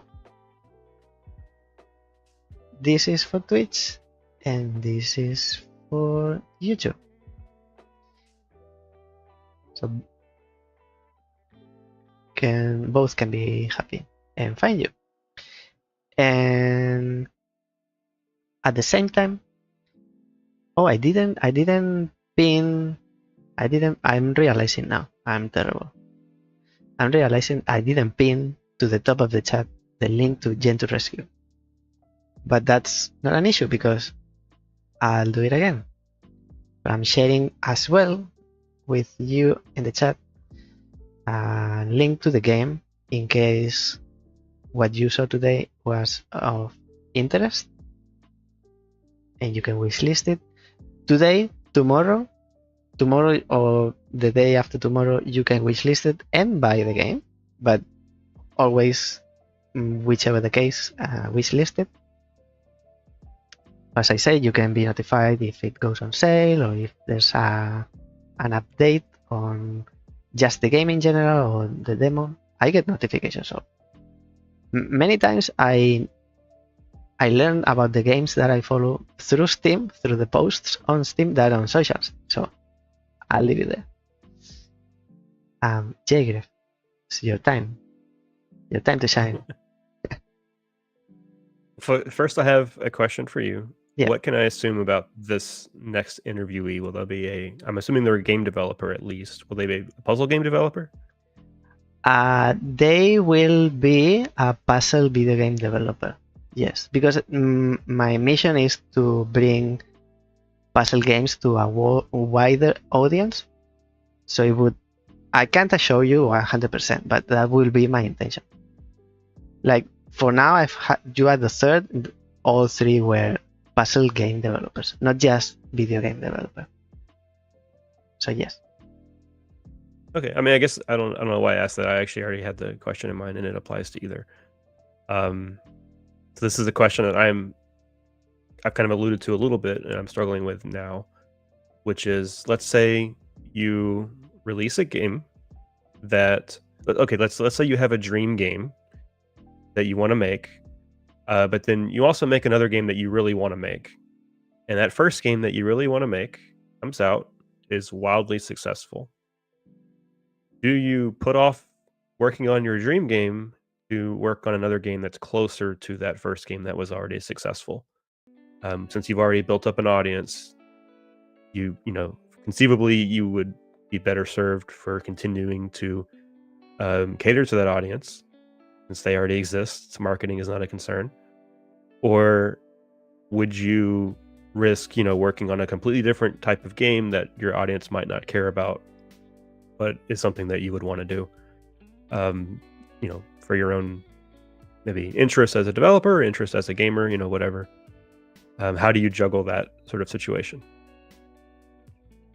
Are you implying that there's another Serious Sam game? Since I mentioned Crotin, because it looks like kinda like the same. I was thinking you are asking this, making the question. I feel familiar with this situation. This has happened before, and I'm starting thinking probably more often than only with Crotin. But it was the first one that came to my mind, and I mentioned before in the live stream. Well, it's been noted, and I'll ask future guests if. Let me see if I understood. I see Noru's answer already. If I'm medium successful, actually Noru was my first guest. I'll work. You can't answer. You are not the guest. If I'm medium successful, I'll work more than on that type of game. If I'm widely successful, I do dream game. So you are making. Let me see if I understood. You are making two games. The one that you want to make, and another one that is successful. So what do you do next? Keep going the path of the success, or the kind of diva, I make this like I'm Hideo Kojima, I do what I want. Is that in short for me to understand and ask? That's in short the question. Okay. Maybe I should. And you said I was implying. Sorry, continue. Oh, you asked if I was implying something about that. I guess the implication would be that Gentoo Rescue is going to become wildly successful. Otherwise, this question's irrelevant. You never know. In my opinion, I don't think you will have trouble, but maybe not on the millions of units sold. Actually, one interesting question would be, what would you consider a success? At which point you are happy enough, like to say, "Oh, I didn't expect this." It wasn't on my notes. It's unexpected. That's a good question. I can maybe say something actually. I thought about this a lot. Like when I first started game development, of course I had the dreams in the millions, but that's not going to happen. But I actually like gave myself some bars. I was like, okay, 10,000 profit, so after Steam cuts, in the first. I mean, I actually didn't really do this carefully enough. I didn't even put a timeline on it, but let's say like 10,000 in the first year. I would consider the game successful. Which I mean, again, this is a puzzle game, right? So that would not be successful for any other title. But I think for a 2D puzzle game, grid-based puzzle game that doesn't have like a hook as amazing as Baba Is You or anything like that, that's kind of where I set the bar. At least that's where I set the bar like a year and a half ago, before anyone even knew about Gentoo Rescue. Actually, before there were even penguins. And I was something like below 1,000, it's a failure. Above 1,000 is a success. Anything in between, I don't know. But of course, if the game comes out and it makes $10,000, then I'm kind of working on like super sub minimum wage for the last 2 years. So even that wouldn't really be that successful. But it's a hobby, so it's whatever.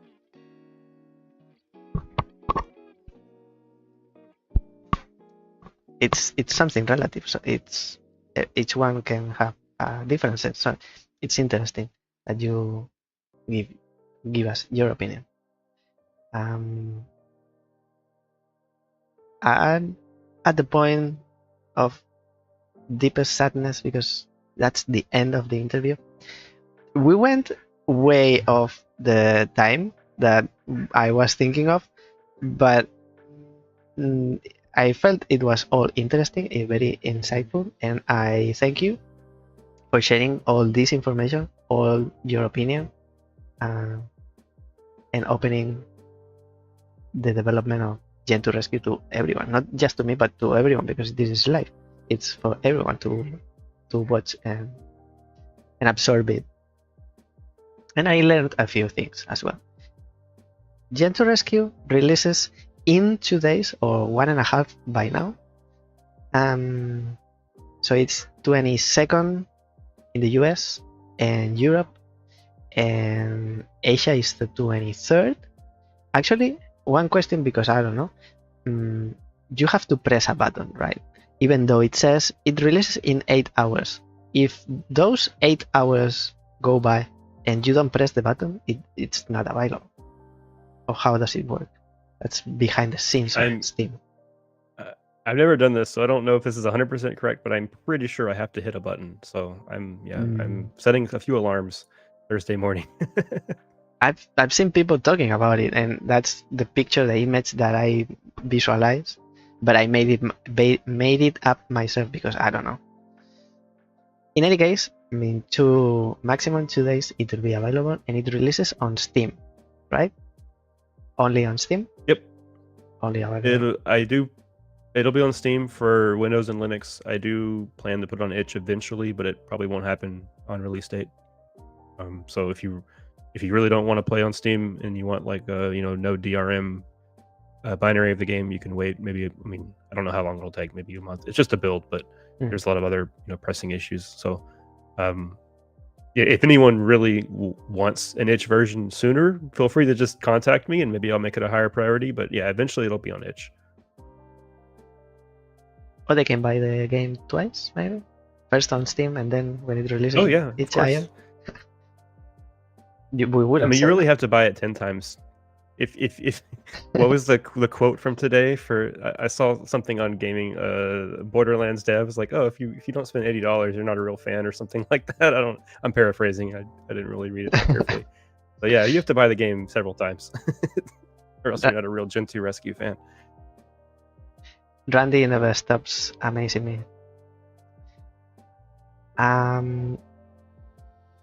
Really, very last question for you is: would you like to add anything else, also known as Last Famous Words? I mean, not particularly. You've been very thorough. This has been a great interview. I did not realize it's as late as it is. I I do need to get going at some point. Um, but yeah, this has been really fun. You've covered everything, and you said you learned a lot. I learned a lot. Sometimes you ask questions, and I just start talking without really thinking them through, and I get some insight into basically what based on what I say. So yeah, it's been a lot of fun, and yeah, thank you so much for having me. Like it. I like it. This is the end of this interview, this live stream. But the doors of the channel are open for you. Now you are like in a hall of fame for this channel. And whenever you want to come and annoy me and laugh about my penguin solving skills, you can come anytime. This is your stream as well. Your channel, your house. Doors are open for you. Thank you so much for your time, and hope to see you around soon. And we'll be playing Gentoo Rescue. Oh, Yep, I'll be around. And then just as famous last words, I guess. I just thought of something. You linked Blue Sky. I also, if people go to the Steam link, they can find a link to our Discord server. I'm the sole developer. It's my Discord server. You can go there and just hang out and feel free to ask questions. And I mean, my DMs are open for anyone that wants to chat about anything. So just don't be a bot. Don't message me bot messages that I get on Discord every day. That's really annoying. As long as you just are a genuine human, you are welcome to hang out in the Discord and chat it up with me. all right. Thank you so much, and all the best. Yep, thank you. We'll be coming here for a second because now we say goodbye to Jagriff. Jagriff, I asked, but I say Jagriff. It's more like the way I see it. For me, this is the end of the interview, but the stream let me give you an idea of what's coming, because there's a lot of things coming for the channel. At the moment, it's all a little bit in the air, but I'll tell you, next week the stream won't be on Friday because there's an event happening. My local time is Friday, but it's Friday very early in the morning, like 2 or 3 a.m. that I'll be covering. And it was announced a few hours earlier. For me, it was yesterday, but it's been a few hours before the stream, which was or is the Thinky Direct. I'll be covering it. I'll be here. I woke up during the night. Actually, it's not an issue because with a baby, it's very easy to wake up during the night. But I'll be covering the live stream. I'm actually an official co-streamer for the event, and we'll be having a look at I think it's 1 hour long. I've seen somewhere. I'll start the stream a little bit earlier. We'll be analyzing the trailer. We'll be trying to find out which game is which and what we'll see and our hopes. That will be for me it's on Friday, but probably for you it'll be during the Thursday, because it's very, very, very early for me, and the rest of the world it will fall on Thursday. That will be for next week, and from there, this live stream, this Thinky Direct, kickstarts the 4-day long. It's not even a week. I think it's 4 days. The Cerebral Puzzle Showcase. And I'm hoping to be streaming some games as well that belong to this other second showcase. So we have Thinky Direct, and then after that we have Cerebral Puzzle Showcase on Steam. I'll be covering both. So next week and probably the next 2 weeks, the schedule won't be the normal one, and as usual, I'll be updating everything on socials. YouTube, I make posts on YouTube, Blue Sky, Threads, Mastodon. I'm still posting on Mastodon. I don't know why. And also Coffee, but I don't think nobody goes there. In any case, the Blue Sky seems to be the most used. You can find the schedule, so you'll know when exactly I'm live streaming and what exactly I'm live streaming. For now, I emplace you to come back on Thursday for the Thinky Direct. We'll see from there what lives takes us. Nothing else. I've enjoyed my time, the time doing this interview. Very insightful, as I enjoy every interview that I have. Looking forward to know who's coming next. Thank you all in the chat, Robert, Noru, and Shapura.